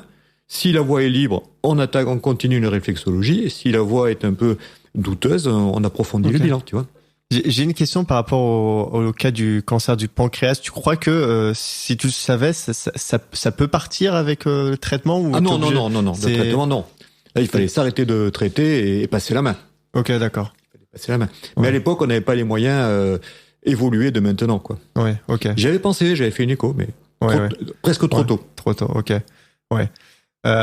Ok, parce que c'est vrai que là, on parlait de réflexologue et réflexothérapeute. Moi, quand je voyais après, c'est justement les différentes formations, mais des gens qui massent les pieds et qui massent les points des pieds. Alors, donc, est-ce que c'est quelque chose qui finalement fait sens et pertinent? C'est juste, ou c'est un bien-être juste provisoire parce que soi-disant on traite quelque chose, mais finalement, un massage du pied, ça fait du bien, on appuie sur les points. Alors, le massage du pied, comme tous les massages en réflexo, beaucoup de réflexologues s'occupent un peu on va dire, du psycho-émotionnel et du bien-être, de la détente. Des gens qui sont stressés. C'est vrai qu'une bonne séance de réflexo, comme on joue sur les systèmes nerveux végétatifs, je t'en parlais, voilà, ça détend bien. Si on se contente de faire ça, on ne risque rien. Okay. Par contre, si on se rend compte que dans le pied, à un moment donné, on trouve une zone un peu fixée et qui revient régulièrement, il faut essayer de savoir pourquoi. Ouais. Voilà. Et c'est ça qui manque, en fait. Les gens s'arrêtent ou en tout cas n'ont pas les compétences, en tout cas ceux qui sont pas formés. Soit, on revient sur ce qu'on disait au tout début, soit il y a l'incompétence inconsciente, on fait tout et n'importe quoi, soit on n'a pas les compétences. Pourquoi ? Parce que on n'a pas suivi le cursus. C'est pour ça qu'on est je suis en discussion avec une grande école de réflexologie à Versailles, avec laquelle on risque de créer ce qu'on appelle un enseignement supérieur de réflexologie. C'est-à-dire que tous les gens qui auront passé le cursus de débrouillage en réflexo pourront venir s'informer. Et moi, je peux je vais leur faire des cours sur ce que je t'ai dit, l'embryologie. Tu vois, quand tu expliques à quelqu'un que la peau et le cerveau, au départ, c'est la même chose du point de vue. C'est intéressant, ça. C'est super intéressant. D'ailleurs, tiens, il y a une expression populaire. Il faut toujours aller à l'expression populaire. Quand on dit avoir les nerfs à fleur de peau. Oui. Eh ben, l'embryologie te dit que les nerfs. Ouais. T'as entendu ça? Oui, bien sûr. Il y a les nerfs à fleur de peau. J'ai pas percuté. Eh ben, si. Alors ça, j'ai jamais compris pourquoi les expressions populaires ont une justesse incroyable. Génial. Ouais, tu demandes d'où ça vient, quoi. Ok. Ouais, je ferai plus attention la prochaine fois quand j'entendrai ce genre d'expression. Alors par contre, j'insiste bien, les nerfs à fleur de peau, ça veut pas dire que si tu as des pathologies, ta peau va se mettre à l'exprimer. Il faut aller le chercher. Les dermalgies, les zones réflexes sont muettes. Mais je dis à mes élèves, elles sont muettes, mais c'est à vous de les faire parler. Ok. Et on va arriver à la question que tu m'as pas posée et que tu devais me poser. Oui, je l'ai toujours, mais en fait, c'est juste avant d'arriver à cette question. C'est de la détection. Voilà, juste avant la détection, on peut du coup aggraver quelque chose ou... Non. Alors la réflexothérapie ne peut pas aggraver puisque la réflexothérapie, d'abord, les zones réflexes ne s'expriment pas spontanément. Les zones réflexes ne s'expriment que s'il y a une pathologie. Alors l'aggraver directement, tu vois, par la exemple, maladie, ça fait mal. On sait enfin, la personne ne sait pas qu'il y a quelque chose, mais du coup, il a pu ou pas, et peut-être ça accentue ou ça. Okay. On ne peut pas aggraver la maladie, mais on peut faire perdre des chances aux malades. C'est-à-dire si on soulage des douleurs et qu'ils ne fassent pas de diagnostic pendant ce temps. Ok, voilà. J'ai compris. D'accord. Il y a la maladie et le malade. Ok. Voilà. On peut revenir à la détection. À la détection, on parlera après. Alors, qui dit détection dit après traitement. Voilà les deux volets, quoi. Oui, forcément. Et on aura tout survolé, quoi. Ouais. Donc la détection. Alors la détection au départ, elle est manuelle. Avec des mains, avec ses mains, on peut faire de la réflexothérapie, de la réflexologie. La technique la plus éprouvée et la plus connue, c'est celle du palpé roulé. On prend une zone de peau, alors surtout sur l'abdomen, c'est très bien. Ouais. Tu prends une zone de peau, j'essaye. On la décolle un peu et on avance. Les 2 pouces sont comme une proue de navire qui fend une vague et les index te font progresser sur la peau. Ok, et quand t'entends un aïe... Alors non, on n'entend pas un aïe, mais alors il faut être très attentif. Très attentif. Et à un moment donné, la fluidité... tu fends l'eau avec ta proue de navire, d'un coup ça résiste. On le sent. Puis la zone devient rouge. Puis ça fait mal. Et alors là, je donne toujours un truc. Il faut que le patient soit bien installé, mais il faut que le médecin ou le praticien, appelons-le comme cela, soit encore mieux. Ça veut dire que il faut être détendu. Il faut palper pour chercher et non pas palper pour trouver. Palper pour chercher, pas pour trouver. Ok, ouais, c'est un autre état d'esprit. Parce que tu dis, tu fais l'expérience. On est en séminaire, il y a 20 personnes, tu passes tes doigts et tu dis à quelqu'un, alors que toi tu n'as rien senti, tu dis tiens, là, à côté du nombril, à droite, tu vas sentir quelque chose, le gars il va le sentir. Suggestion. Voilà. Tu vas Donc sentir, il faut être complètement déconnecté. Et c'est pour ça que souvent, quand c'est possible, je fais une palpation comparative. Ah non, ouais, comparative. Sur le crâne, je passe mes doigts simultanément des 2 côtés. Et ce qui compte, c'est pas tellement l'information, c'est la différence d'information d'un côté par rapport à l'autre. On voit qu'un côté est plus induré, un peu plus dur, un peu plus...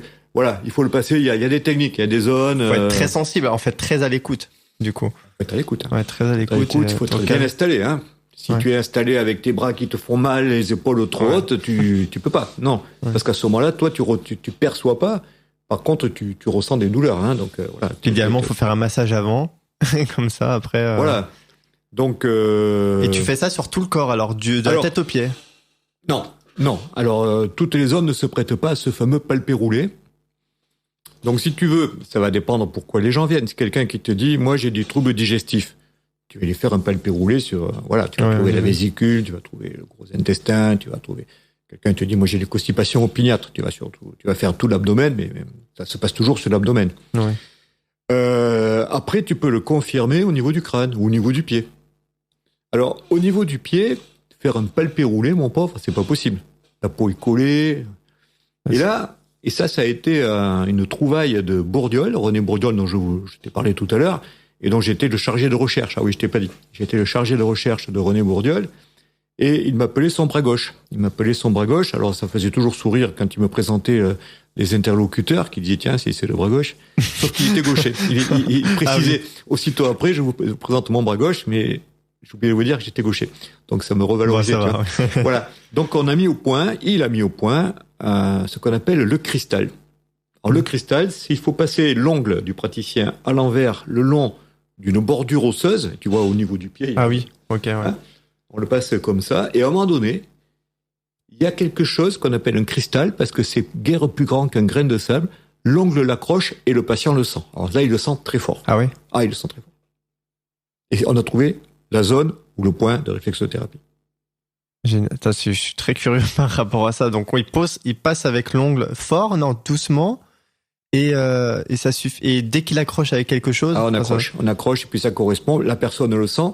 Alors, ce que je m'amuse à faire en séminaire, ça se fait dans la main aussi, hein. C'est pareil. Avec l'ongle, on trouve. C'est de passer mon ongle sur. Je suis super sensible. non, mais voilà, de façon harmonieuse partout. Et à un moment donné, on sent quelque chose. Et puis je dis, mais tu as un problème cervical? Ah oui. Mais toi, tu as mal au dos aujourd'hui? Ah oui, moi j'ai mal au dos aujourd'hui. Mais j'ai dépisté quoi. Tu trouves tout avec juste en analyse de la main? Il n'y a pas de problème. Je serais curieux, tu me le fais après. On le fera, ouais. Je vais sortir avec, je sais pas, avec combien de problèmes. Donc la détection de base, elle est comme ça. Mais elle est praticien dépendante. C'est-à-dire chaque praticien aura sa méthode. Chaque praticien a sa méthode, et puis chaque praticien, je vais dire, t'es doué ou t'es pas doué pour ça. On n'a pas les mêmes sensations, on n'a pas la même répartition dans nos nerfs. Il y a des gens qui peuvent palper toute la journée, ils sentiront jamais rien. C'est pour ça qu'ils s'orientent vers d'autres choses après. Hein? Je comprends pas tous mes patients, en fait, ils ont pas de problème. Tout va bien. Voilà. Donc, on a essayé de s'orienter vers des techniques moins praticiens dépendantes. Et entre autres, la détection électrique. Il y a des détecteurs électriques qui, et ça c'est les auriculothérapeutes, enfin non, c'est Nick Boyer en acupuncture, qui est en France, un des pionniers de l'acupuncture en France, Nick Boyer, puis Nogier aussi.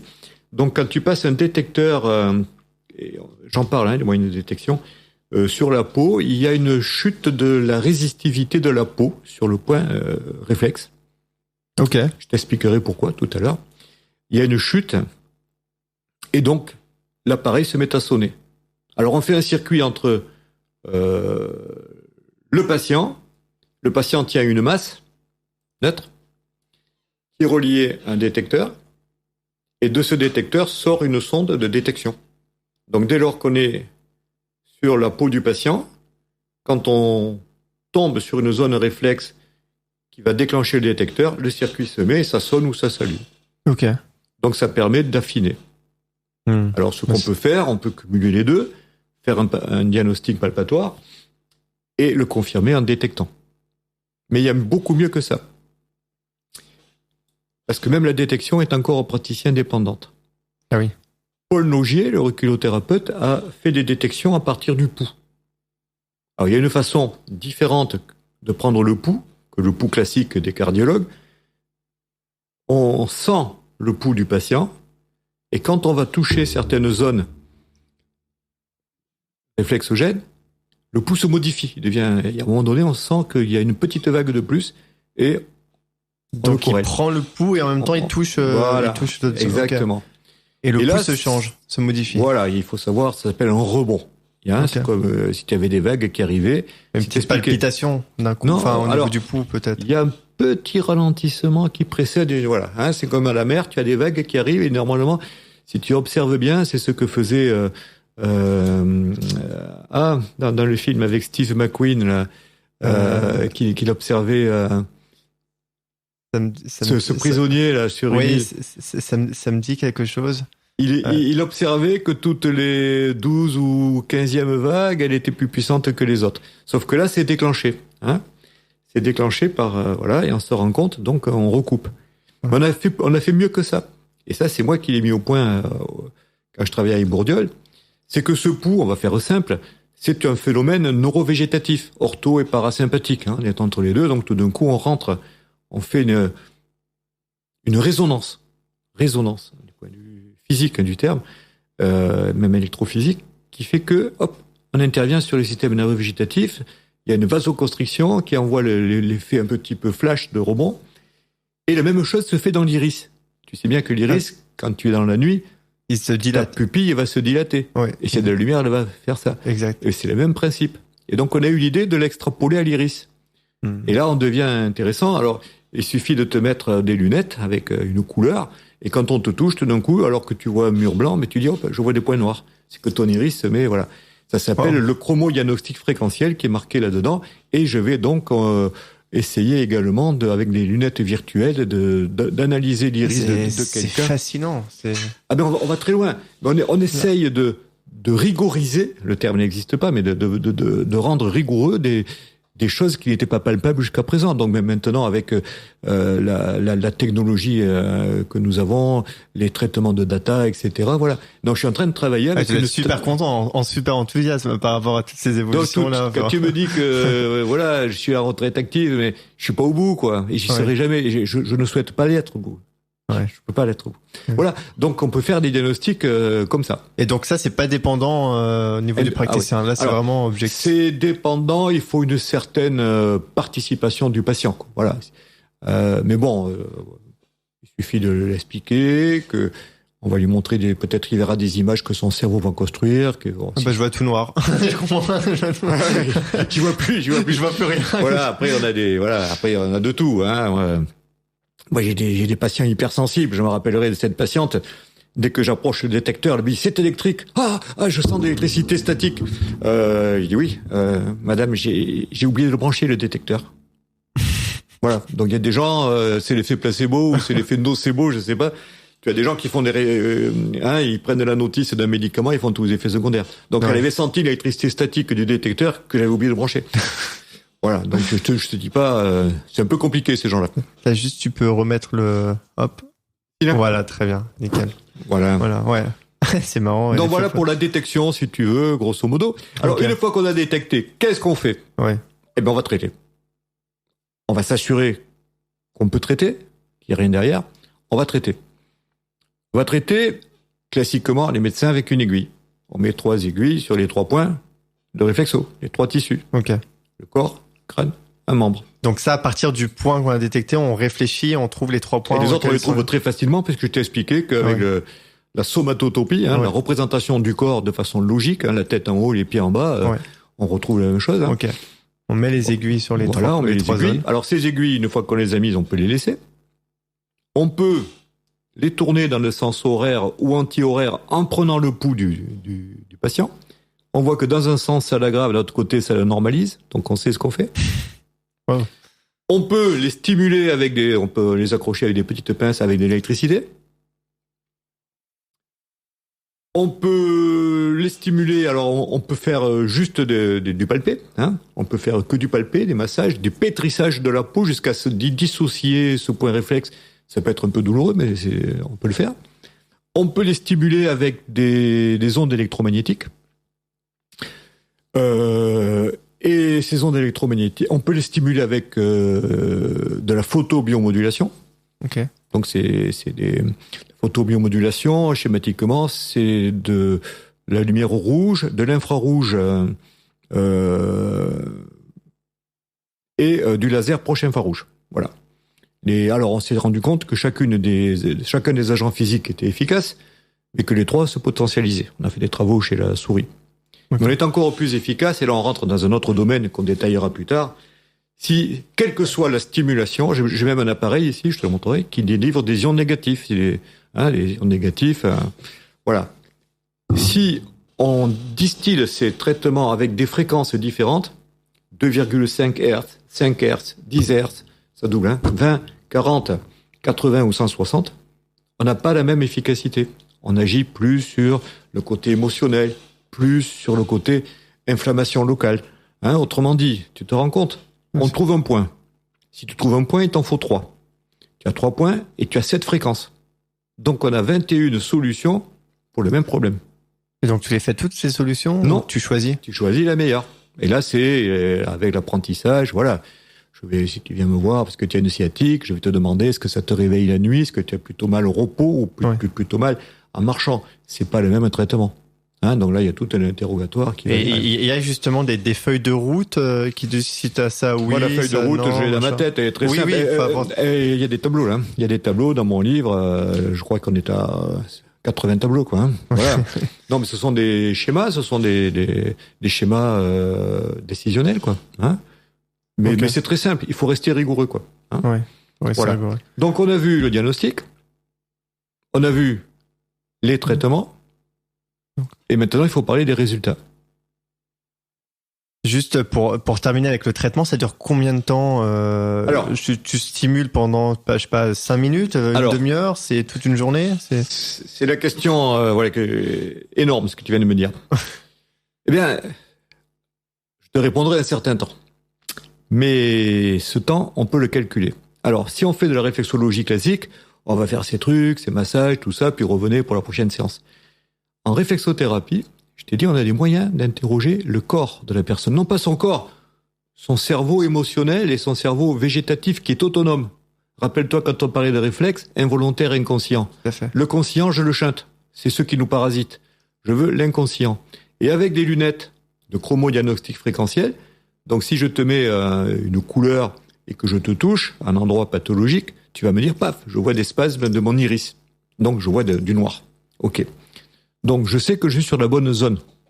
Je te la traite. Avec une aiguille que je stimule. Au bout d'un moment, je m'arrête. Je refais le test. Tu me dis, tiens, je vois plus rien. Eh ben, c'est traité. S'il faut 30 secondes, c'est 30 secondes. S'il faut 4 minutes, ça sera 4 minutes. Okay. Si tu me dis, ça continue, eh ben, je vais continuer ma séance.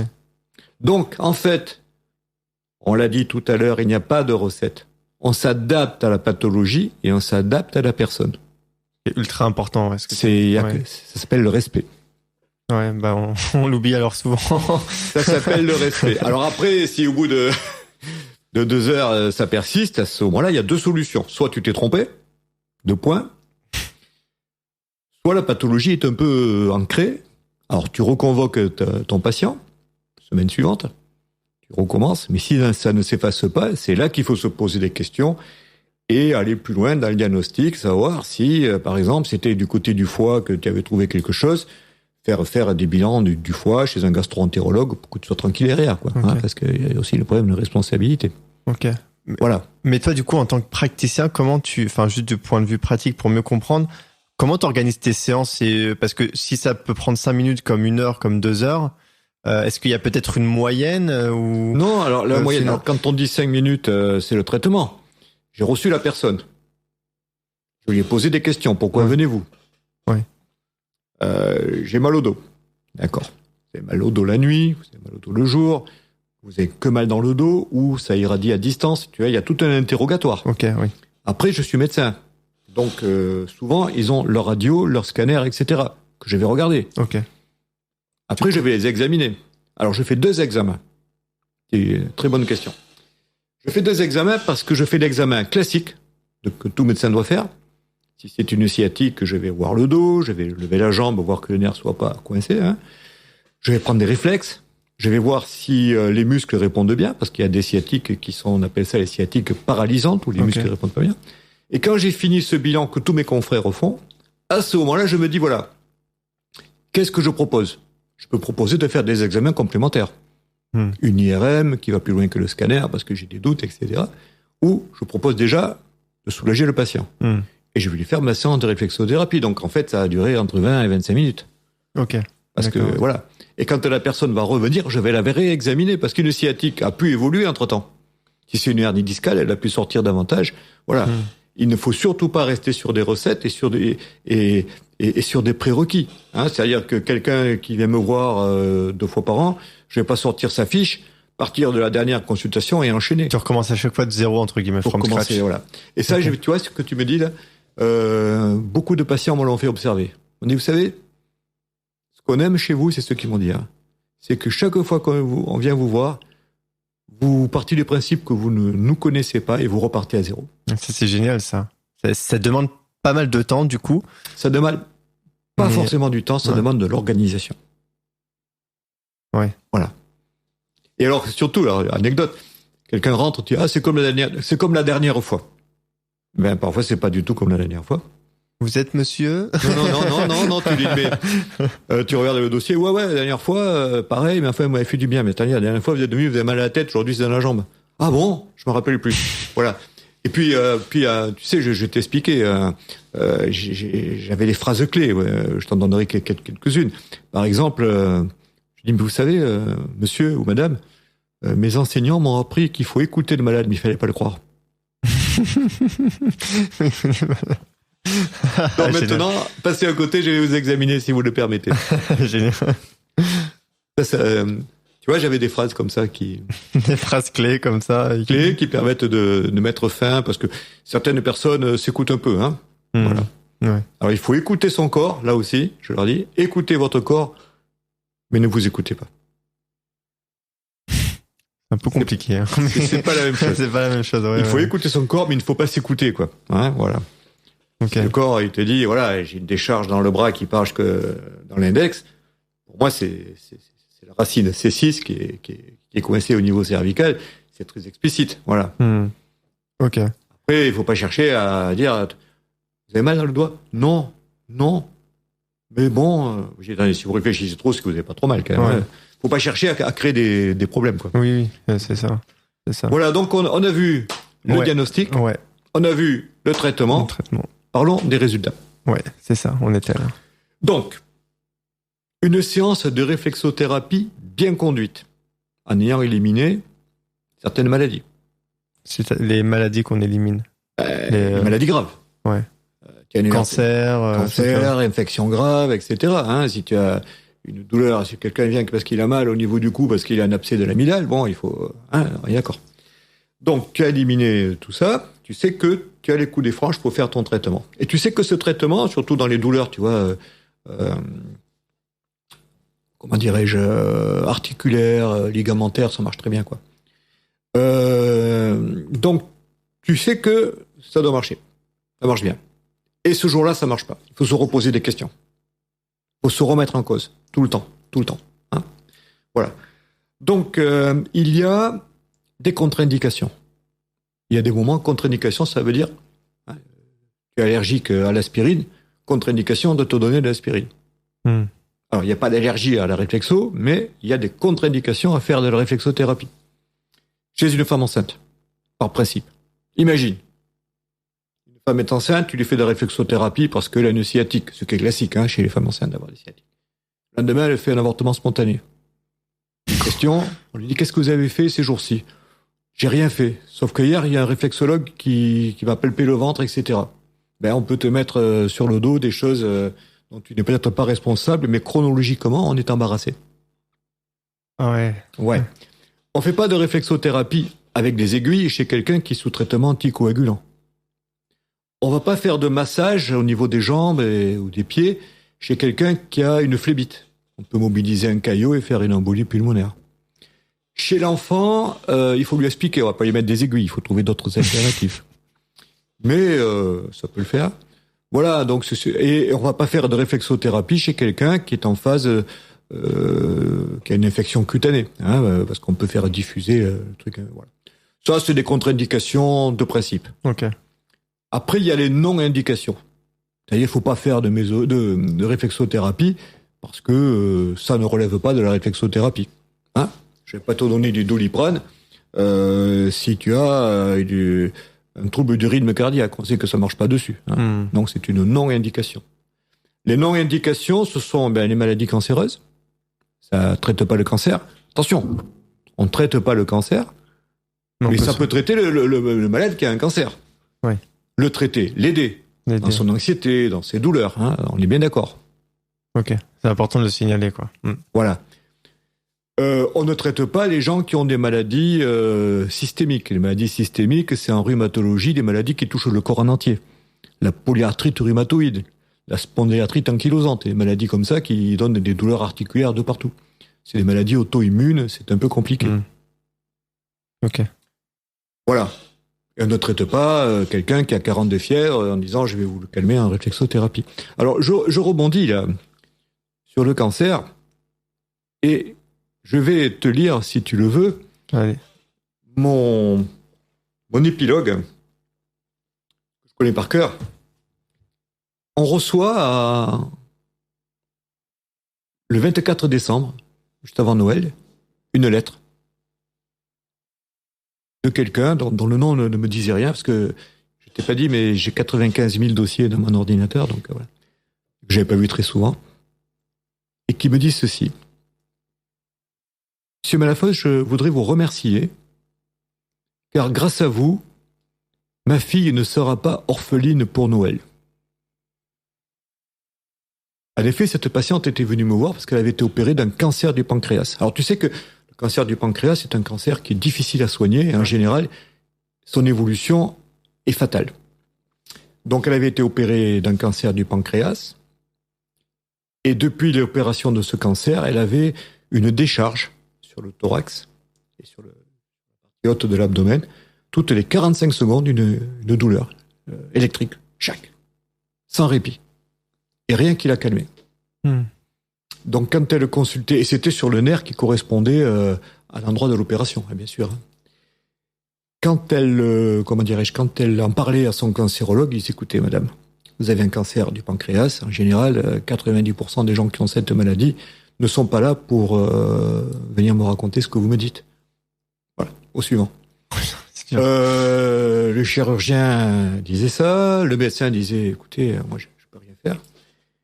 Puis moi je l'ai analysé en réflexothérapie, j'ai dit, écoutez, vous avez été opéré d'un cancer, c'est vrai, qui est pas facile, vous êtes suivi pour ce cancer, les derniers examens sont bons, je vais juste essayer de déparasiter l'arc réflexe qui vous pollue. Et je lui ai fait 2 séances de réflexothérapie. Et d'où la lettre qui est arrivée quelque temps après, la douleur avait disparu. Et elle me dit, voilà, je n'ai jamais voulu mourir, d'ailleurs je me suis battu contre mon cancer. Mais ma fille ne me croit pas, les médecins ne me croient pas, le chirurgien ne me croit pas, ma mère ne me croit pas.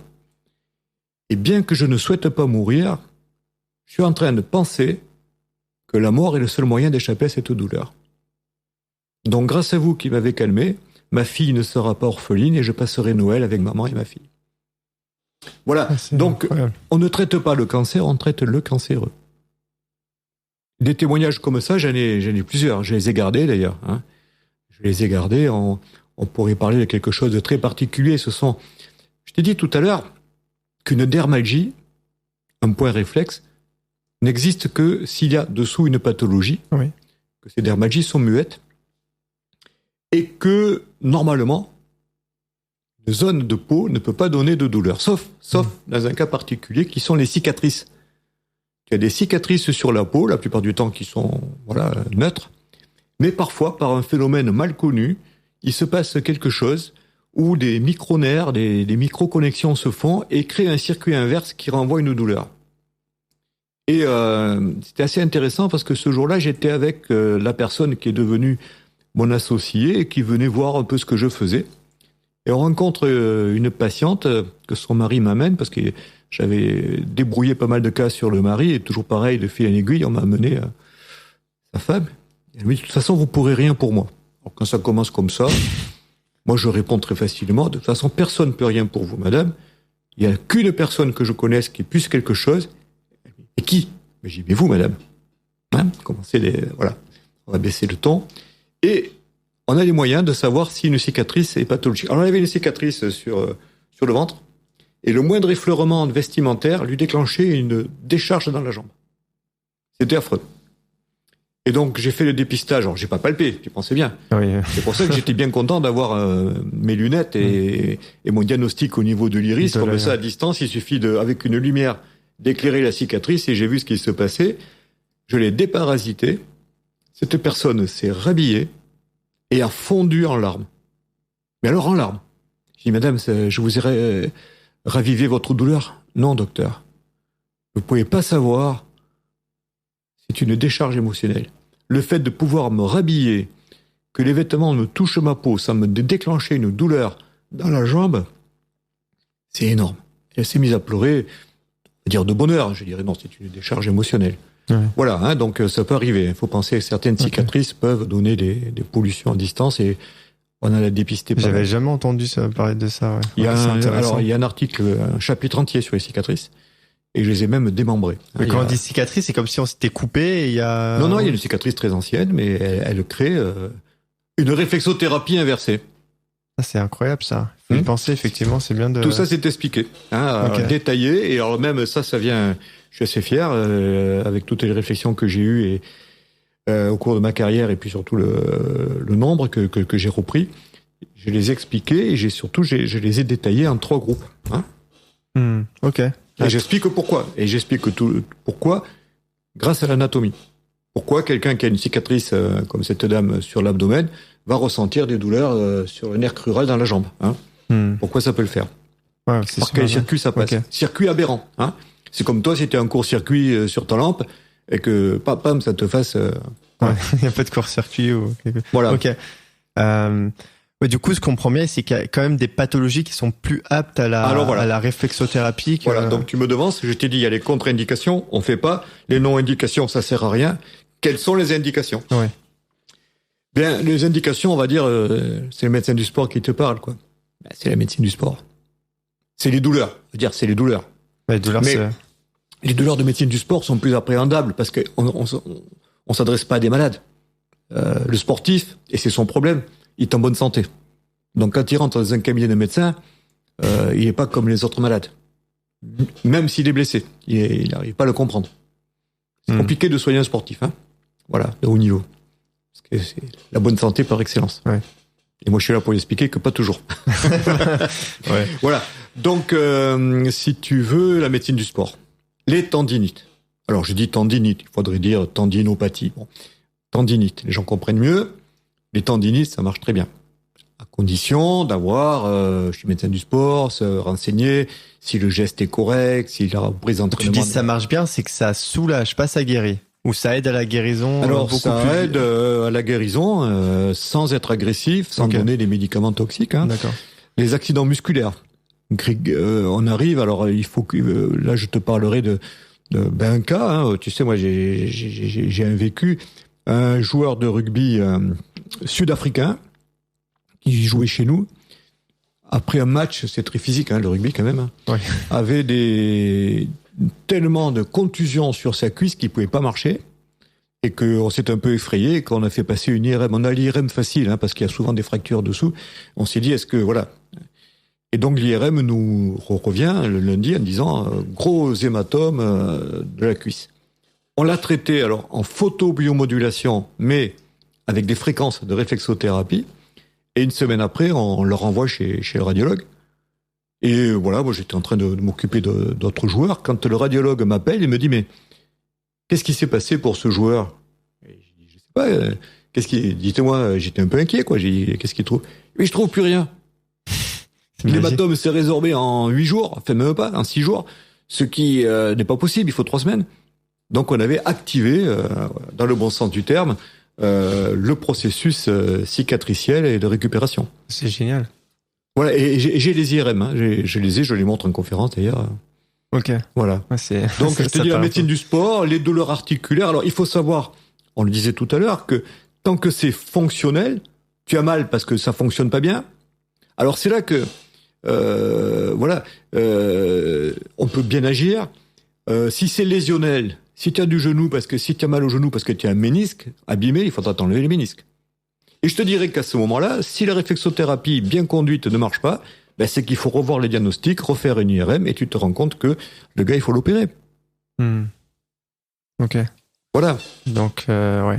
Les indications, principalement, tout ce qui touche au sport, à la médecine du sport. Médecine du sport, et les douleurs. Et les douleurs, quand je te parlais des cicatrices chez les gens qui ont eu des cancers, etc. Après, moi, il y a des gens que j'ai suivis pendant 30 ans. Ils venaient, ils avaient mal au genou, un petit peu, le cartilage un peu abîmé, ça marchait très bien. Et puis quand le cartilage s'est abîmé davantage au point d'avoir une arthrose très évoluée, ça marchait plus. Il fallait faire par exemple, je pense à l'arthrose. Voilà. Ça, c'est... Une arthrose débutante, tu vas les aider. Une arthrose constituée, il y a plus de cartilage, il faut faire une prothèse. J'enlèverai pas. C'est pas magique, quoi. C'est pas magique. Disparaître l'arthrose, quoi. Non, et ça, on en est bien conscient.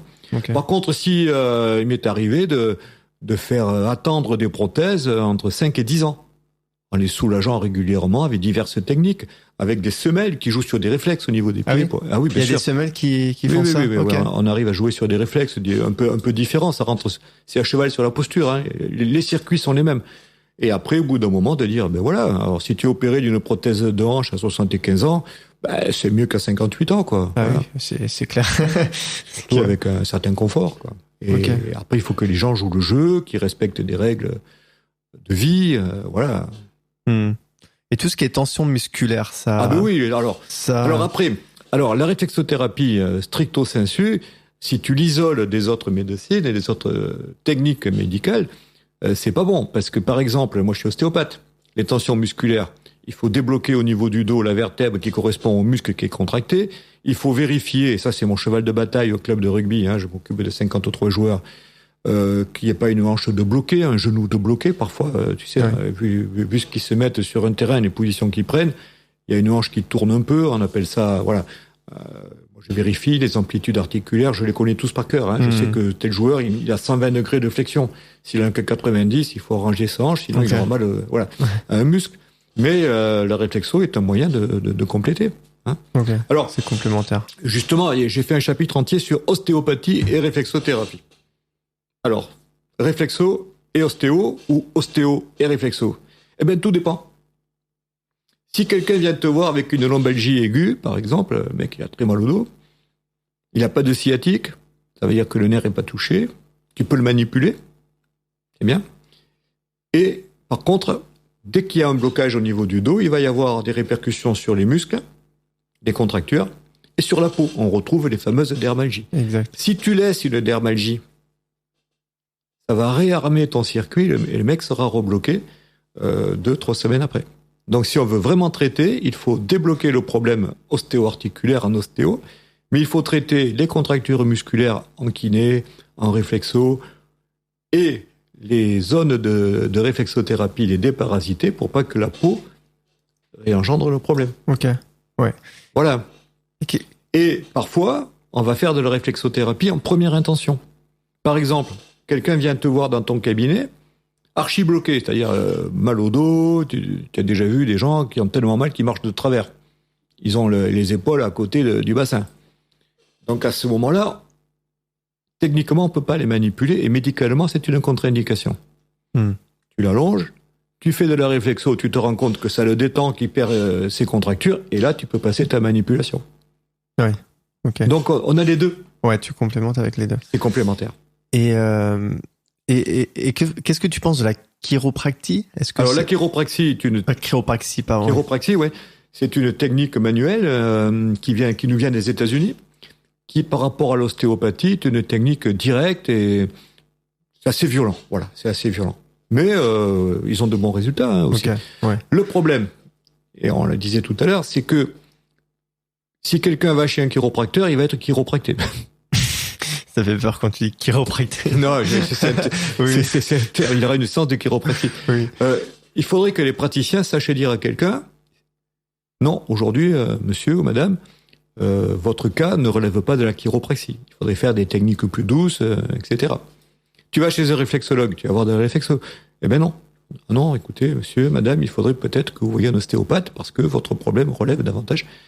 D'où mon idée d'essayer de créer des structures au niveau information, au niveau professionnel, qui mutualisent un peu les compétences. Ouais, ce serait intéressant parce qu'il y a tellement petit à petit qu'il y ait aussi des centres, voilà, où les gens se marchent pas les uns sur les autres. On n'a pas intérêt à partir sur son champ d'incompétence. Hein. Voilà, moi j'étais médecin du sport, je voyais des gens, et puis si on me dit tiens en partant, regardez, j'ai un problème sur la peau, j'ai dit écoutez là vous rentrez dans l'immense champ de mon incompétence. Et voilà, je n'avais aucune honte. Je leur dis, je préfère savoir beaucoup de choses sur rien que savoir tout. De toute façon, c'est pas possible. Hein. Comme dit, je sais plus qui, tout ce que je sais, c'est que je ne sais pas, au final. Mais...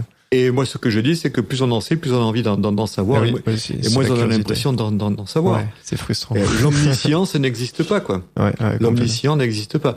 Ou alors, on tombe dans ce qu'on disait tout à l'heure, l'évolution. Le stade 4. Le stade 4, c'est le paranoïa, quoi. Le stade ultime. Ouais, je trouve que c'est très difficile du coup. Enfin, c'est intéressant ton approche de un peu globaliser tout ça parce que je trouve que c'est difficile de se retrouver parmi toutes les thérapies. On sait pas forcément vers quoi se diriger. On nous guide pas forcément. Et puis, comme tu dis, le praticien ne va pas forcément te dire, bah non, aujourd'hui, en fait, ton cas ne relève pas de ça. Je te conseille plutôt d'aller vers ça, quoi. Oui, mais t'es arrivé de dire à des gens, non, je peux rien pour vous. En tout cas, vu mes formations, je ne peux rien pour vous. Puis repartez, je ne demandais pas d'honoraires. Il y a pas de déshonneur. Ouais. Par contre, ce que je faisais parfois, c'est que si j'avais des orientations, je pouvais vous orienter vers tel confrère ou tel praticien qui connaît telle technique de rééducation qui correspond à votre cas et qui vous en fera bénéficier. Ouais. Ouais, parce qu'il y a plein de trucs. Là, on parlait de mésothérapie, l'acupuncture, la réflexothérapie, posturologie, chiropraxie. Enfin, c'est pour se retrouver parmi tout ça, c'est. Tu sais, si quelqu'un a mal au dos, tu sais le manipuler, tu le manipules, ça revient. Tu le manipules à nouveau, ça revient sans cesse. Il y a deux solutions où le mec fait n'importe quoi. Et tu dis, il faut que vous changiez votre façon de faire. Ou tu rediriges vers... Ou alors, c'est qu'il a quelque chose qu'on n'a pas vu, il faut voir sa posture. S'il a un bassin qui est tout de travers parce que sa jambe est plus courte, il faut le corriger, puis ça ira très bien, quoi. Hein, ouais. Tu sais, quand je fais des cours, c'est très compliqué parce que c'est un peu comme aujourd'hui, il faut aborder toutes les pathologies en 1 heure ou 2 heures. Alors que quand tu vois un patient, il y en a qu'un. Tu le vois marcher. Moi, je vais te dire, déjà, mon épouse te le dira, quand les gens se levaient de ma salle d'attente pour venir jusque dans mon bureau, je les observais de dos et je les écoutais. J'écoutais leurs pas. Hein? Une boiterie, ça se voit pas, une boiterie, parce que les gens qui boitent, vraiment, c'est qu'ils ont de gros écarts. Hein? Mais une petite boiterie, ça s'entend. Okay. À l'oreille. L'impact des talons n'est pas le même. Et donc, quand je les faisais déshabiller, ils étaient dans un coin, ils étaient pieds nus à ce moment-là, et je les attendais pour les examiner un peu plus loin, et je leur tournais le dos et je les écoutais. Voilà, c'est donc après, on va dire c'est du feeling. Non, c'est... Voilà.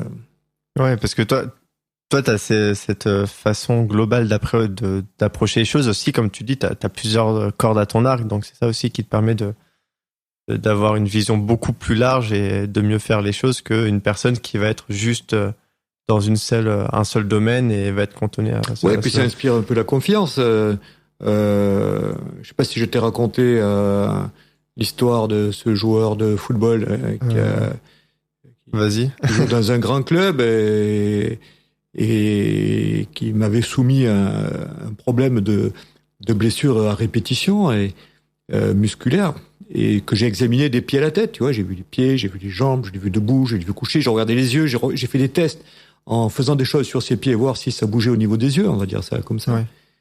Et quand j'ai terminé, avant que je lui explique, il m'a dit, écoute, je sais pas ce que tu vas me dire, mais tu es la première personne qui m'examine des pieds à la tête, donc partant de là, j'aurai confiance en toi. Donc il m'a écouté, on a fait les corrections qu'il fallait. Depuis, non seulement sa blessure de l'époque s'est résolue, mais le nombre de blessures qu'il faisait s'est réduit à 0. Et il a pu être champion du monde avec l'équipe de France en 2018. Génial. Voilà. À vous de deviner qui c'est. Ils étaient 11 plus quelques remplaçants, voilà. Bon, on dira pas plus. Ok. C'est très intéressant. Et comment alors pour une personne qui veut faire une séance de réflexothérapie, du coup par rapport à tout ce que tu dis, comment on choisit un bon réflexothérapeute?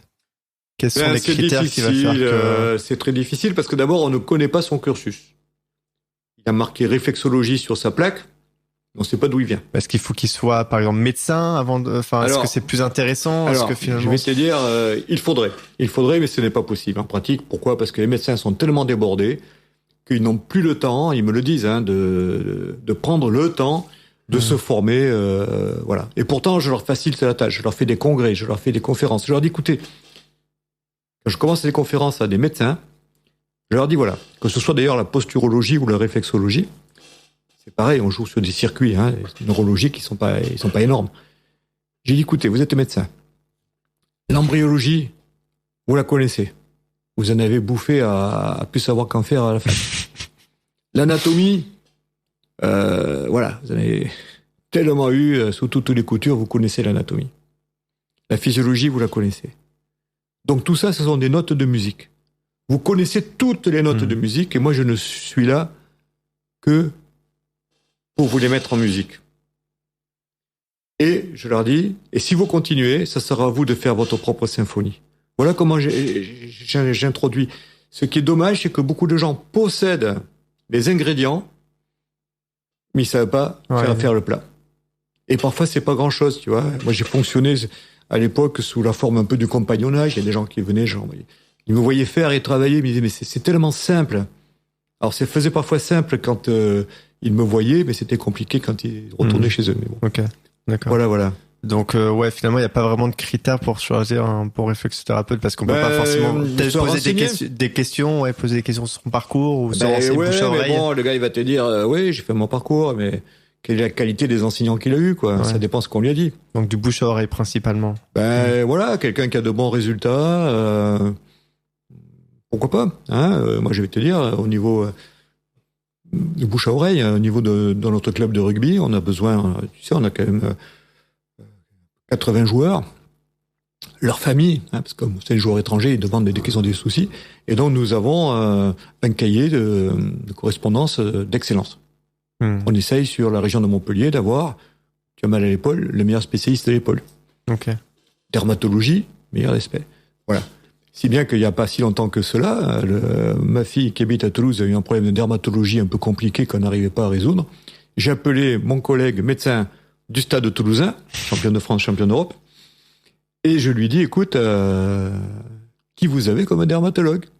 Il m'a donné le nom, elle a été vue, ça a été réglé. C'est pratique ça, c'est bien d'avoir le top du top, quoi. Non, mais voilà, c'est aussi le bouche à oreille. On va demander. C'est important, ok. Qui fait ça? Si tu te fais opérer du pied par un chirurgien qui n'opère que des épaules, ça peut très bien marcher, ça peut ne pas marcher. Ouais, tout à fait. Mais celui qui opère que des épaules, il a aussi des échecs. Oui, forcément, il y a pas. Donc il faut voir. Ok. Beaucoup de choses. Ok, ça marche. Donc si j'ai bien compris cette méthode, je pense avoir la réponse, mais c'est pas une méthode. Du coup, c'est pas une méthode de prévention la réflexothérapie, parce qu'à partir du moment où, en fait, comme on dit, les points s'activent que si on a une pathologie. Si on a rien, on peut pas savoir. On va pas avoir un réflexothérapeute juste en prévention. Et non. Ou quoi que ce soit. Et non. Okay. Donc le point, tu as raison, n'est activé que si la pathologie, il est activé mais il est bué. Il faut savoir le dépister après. Voilà. Absolument. Mais est-ce que c'est sauf quelques cicatrices qui mettent le buzz sur les circuits. Voilà. Alors est-ce que tu penses qu'aujourd'hui une personne peut avoir rien du tout? Aucun point activé. Ou est-ce qu'au final, il y a toujours quelque chose à... Alors, là, tu abordes une question très compliquée de la santé. Donc, pour définir la santé, il faudrait définir la maladie, quoi. Et je vais te prendre un exemple, je vais rebondir sur notre cancer du pancréas que j'avais évoqué, qui n'avait pas été vu, puisqu'il était encore infradétectable, mais qui néanmoins était là. Donc, il faut quand même comprendre qu'il y a des maladies qui couvent. Ça, on peut pas le savoir. Et qui sont parfois même plus ou moins dans notre intimité génétique, qui peuvent se révéler ou non. Alors, elle est où la maladie? Elle est dans le génome. Elle est dans quelqu'un qui va avoir du diabète tout jeune, des risques de faire des complications plus tard. Mais à 30 ans, il ne sait pas, il a rien. Potentiellement oui, mais rien n'est obligatoire. Où commence la maladie? Eh bien, un de mes amis qui s'occupait de médecine énergétique, on va pas rentrer dans la médecine énergétique, me disait la maladie commence quand le premier électron se prend les pieds dans l'orbital de son atome, dans une certaine cellule, et après la cellule fonctionne moins bien. Et puis, 2 cellules fonctionnent moins bien quand elles se divisent, et puis un jour, il y a un cancer. Ouais. Le problème, c'est qu'entre la dysfonction locale et la maladie déclarée, il peut y avoir 3 semaines, des leucémies foudroyantes. Ouais, malheureusement. Il peut y avoir 95 ans. Donc, si tu déclenches à 20 ans, tu meurs d'autre chose avant, quoi. Donc, voilà. Et c'est là que on déborde, mais il y a le psycho-émotionnel. Tu as des gens qui ont... il semblerait que nous fassions 7 à 8 cancers dans notre vie. Ah oui? Nous fassions 7 à 8 cancers dans une vie. Sauf que notre système immunitaire reconnaît la cellule défectueuse Parce que la cellule, il ne reconnaît plus. Oui, bah oui. Donc il va la détruire. Sauf que si tu développes un cancer infraliminaire et qu'à ce moment-là, tu baisses tes défenses de l'organisme, parce que tu as attrapé un Covid, un Covid qui t'a foutu sur le flanc, qui a baissé tes défenses, pendant ce temps, l'autre, il fait son chemin, quoi. Et oui, il en profite. Parce que tu as eu des problèmes psycho-émotionnels. Et je vais te dire, on va peut-être conclure avec ça. Tu es ici dans mon bureau que j'ai fait il y a 1 an. J'ai réhabilité la chambre de notre fils qui est décédé il y a 20 ans. Donc c'est une voiture, tu vois. Mon épouse a eu un cancer du sein. Quand on est sorti chez son médecin gynéco qui lui a annoncé le cancer du sein, elle m'a dit, je l'attendais. Voilà. Donc ça peut servir de conclusion, et puis regarde autour de toi, nos auditeurs peuvent aussi voir ce qui s'est passé autour d'eux, beaucoup de chocs, comme la mort d'un enfant, hein, voilà, ou d'un conjoint, de façon inattendue, précoce, accidentelle, foudroyante, terrible, quoi, ont déclenché dans les années qui ont suivi des décompensations de maladies, y compris sous forme de cancer. Je t'ai donné cet exemple parce qu'on l'a vécu, mais j'ai dans ma famille le même, hein, pareil, décès d'un enfant, et les deux. Et j'ai fait mon cancer en suivant. Hein, je suis traité pour un cancer. Okay. Voilà. Des schémas qui se répètent. Voilà, nous faisons tous 7 à 8 cancers dans une vie, puisque dans les vies sont un peu longues.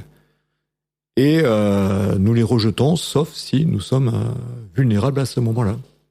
Et le psycho-émotionnel est un facteur très important. Très important, qu'on commence à Je l'aborde énormément dans mon livre, mais on n'a pas le temps d'en parler aujourd'hui, oui, hein, bien sûr. Mais voilà, hein, donc prudence.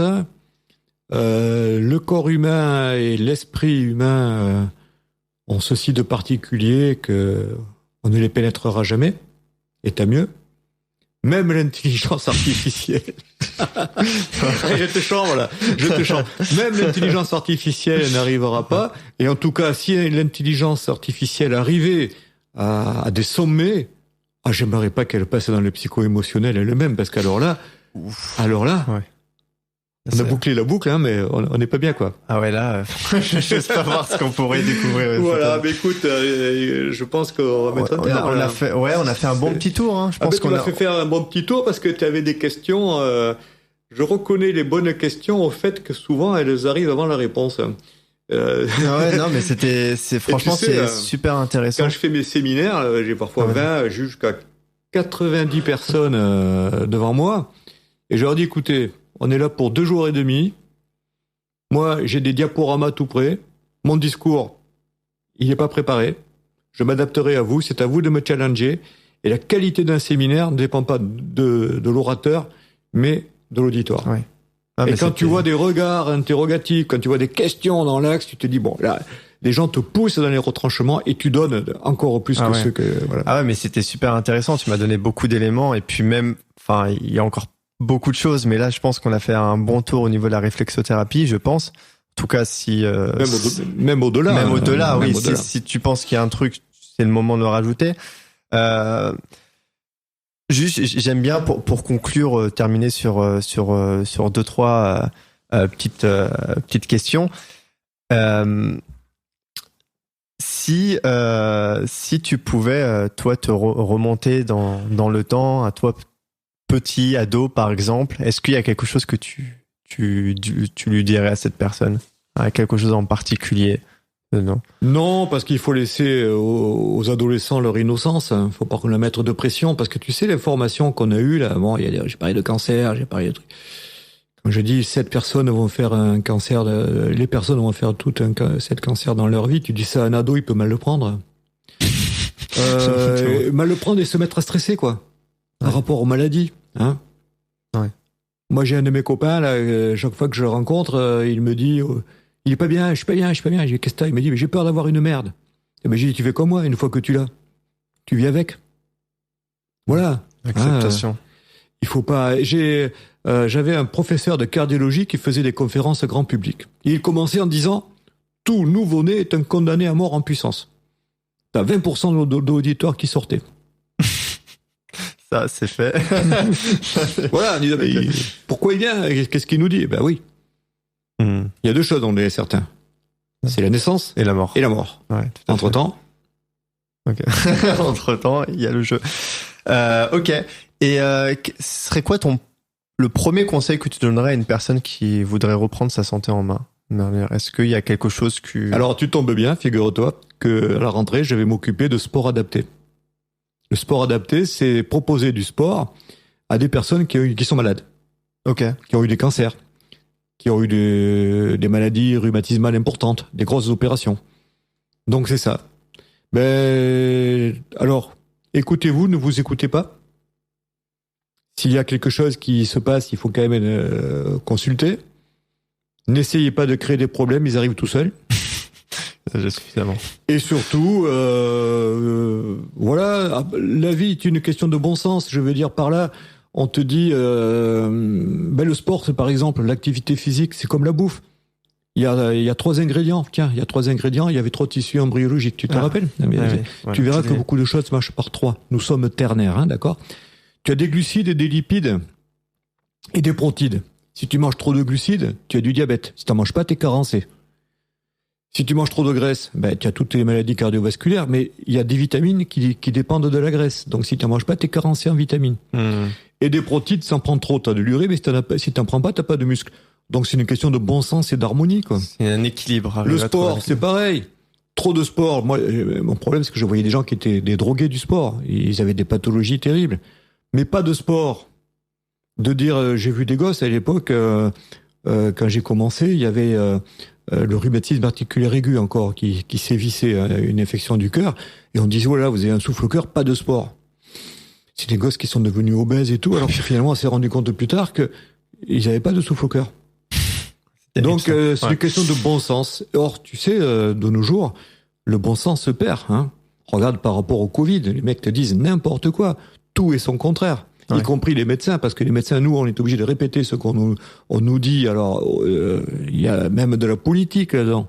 C'est très délicat comme situation. C'est très compliqué. Donc, voilà. Donc, je dirais, vivez. On a parlé des 3 tissus. Je t'ai parlé des 3 tissus. Oui. Hein? Eh bien, l'ectoderme. Réfléchissez. Intellectuellement. Si vous êtes capable, peut-être spirituellement, parce que je t'ai pas parlé du yoga. Mais j'ai des ouvrages ici entiers de la correspondance entre le yoga et la réflexothérapie. Ok. Bien sûr, les circuits sont les mêmes. Ouais. Hein, donc le spirituel, l'intellectuel, c'est une chose. Et ça, c'est que l'ectoderme. Faites travailler vos muscles, c'est le mésoderme. Et le digestif, c'est l'endoderme. Donc équilibrez-vous. Mais tu peux pas ne faire les gosses qui sont des rats de bibliothèque. Ils sont chétifs, ils n'ont pas de muscles, ils sont la risée de tout le monde à l'école parce qu'ils sont pas bons en sport. Les trop bons en sport qui sont pas bons, il faut trouver le juste milieu. Ouais. Nous sommes ternaires, ne l'oublie pas et tu l'appliques dans plein de choses, tu vas voir. Super. D'ailleurs, dans mon livre, si tu le feuillettes, tu verras qu'il y a des profils morphopsychologiques de ces gens-là. Hein. Oui, j'en ai entendu parler. Ouais. Voilà, tout est expliqué par l'embryologie. Ouais. Ok, super. Ouais. Tu me donnes bien envie. D'ailleurs, justement, t'as parlé de ton livre. Ton livre qui est sorti quand il est sorti en septembre 2020. Il s'appelle dans la collection Les Nouveaux Chemins de la Santé. Il s'appelle le grand manuel de réflexothérapie. Docteur Philippe Malafosse, hein, d'accord. Et il est chez l'éditeur Duno. Duno, c'est l'éditeur des collections scientifiques du groupe Hachette. Hein. Ouais, Duno, je connais. Ouais, et il est préfacé par le professeur Jacques Touchon, doyen de la faculté de médecine de Montpellier et ancien chef de service de neurologie, et qui m'a dit, écoute, ce que tu as écrit quelque chose là. Voilà. Ça a l'air formidable et passionnant. Oups. Félicitations. Donc, en tout cas pour quelqu'un qui est un ponte de la médecine montpelliéraine et qui est même connu au-delà, donc on va dire un pur et dur, a reconnu que les fondements, tout ce qui était expliqué, c'était logique et tout ça. Ok. C'était pas du charlatanisme. Ok. Écoute, super. Donc le grand manuel de réflexothérapie du docteur Philippe Malafosse, qui en gros approfondit tout ce qu'on vient de parler, bien au-delà. Avec beaucoup de schémas. Et parce que c'est quand même il n'y a rien à apprendre, tout est à comprendre. Ouais, c'est ça. Je pense qu'il y en a pour de quoi étudier. On peut te suivre ailleurs ou pas? Enfin, t'es pas actif sur les réseaux? Sur les réseaux, c'est pas de ma génération. Ouais, voilà. Pas de problème. Après, là, avec le Covid, on a freiné. Mais autrement, j'organise pas mal de séminaires de posturologie, de réflexothérapie. Okay. Les Italiens sont très friands de réflexo. Je dois aller en Italie. Je devais avant le Covid, et là, on va voir un petit peu. Après, après, je me suis quand même calmé parce que retraite active, voilà. Retraite active, j'adore. Il y a le côté retraite aussi que j'ai un peu oublié. Mon épouse me le rappelle de temps en temps.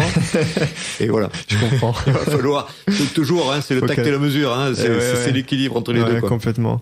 Ok. Écoute, super. Merci beaucoup, Philippe.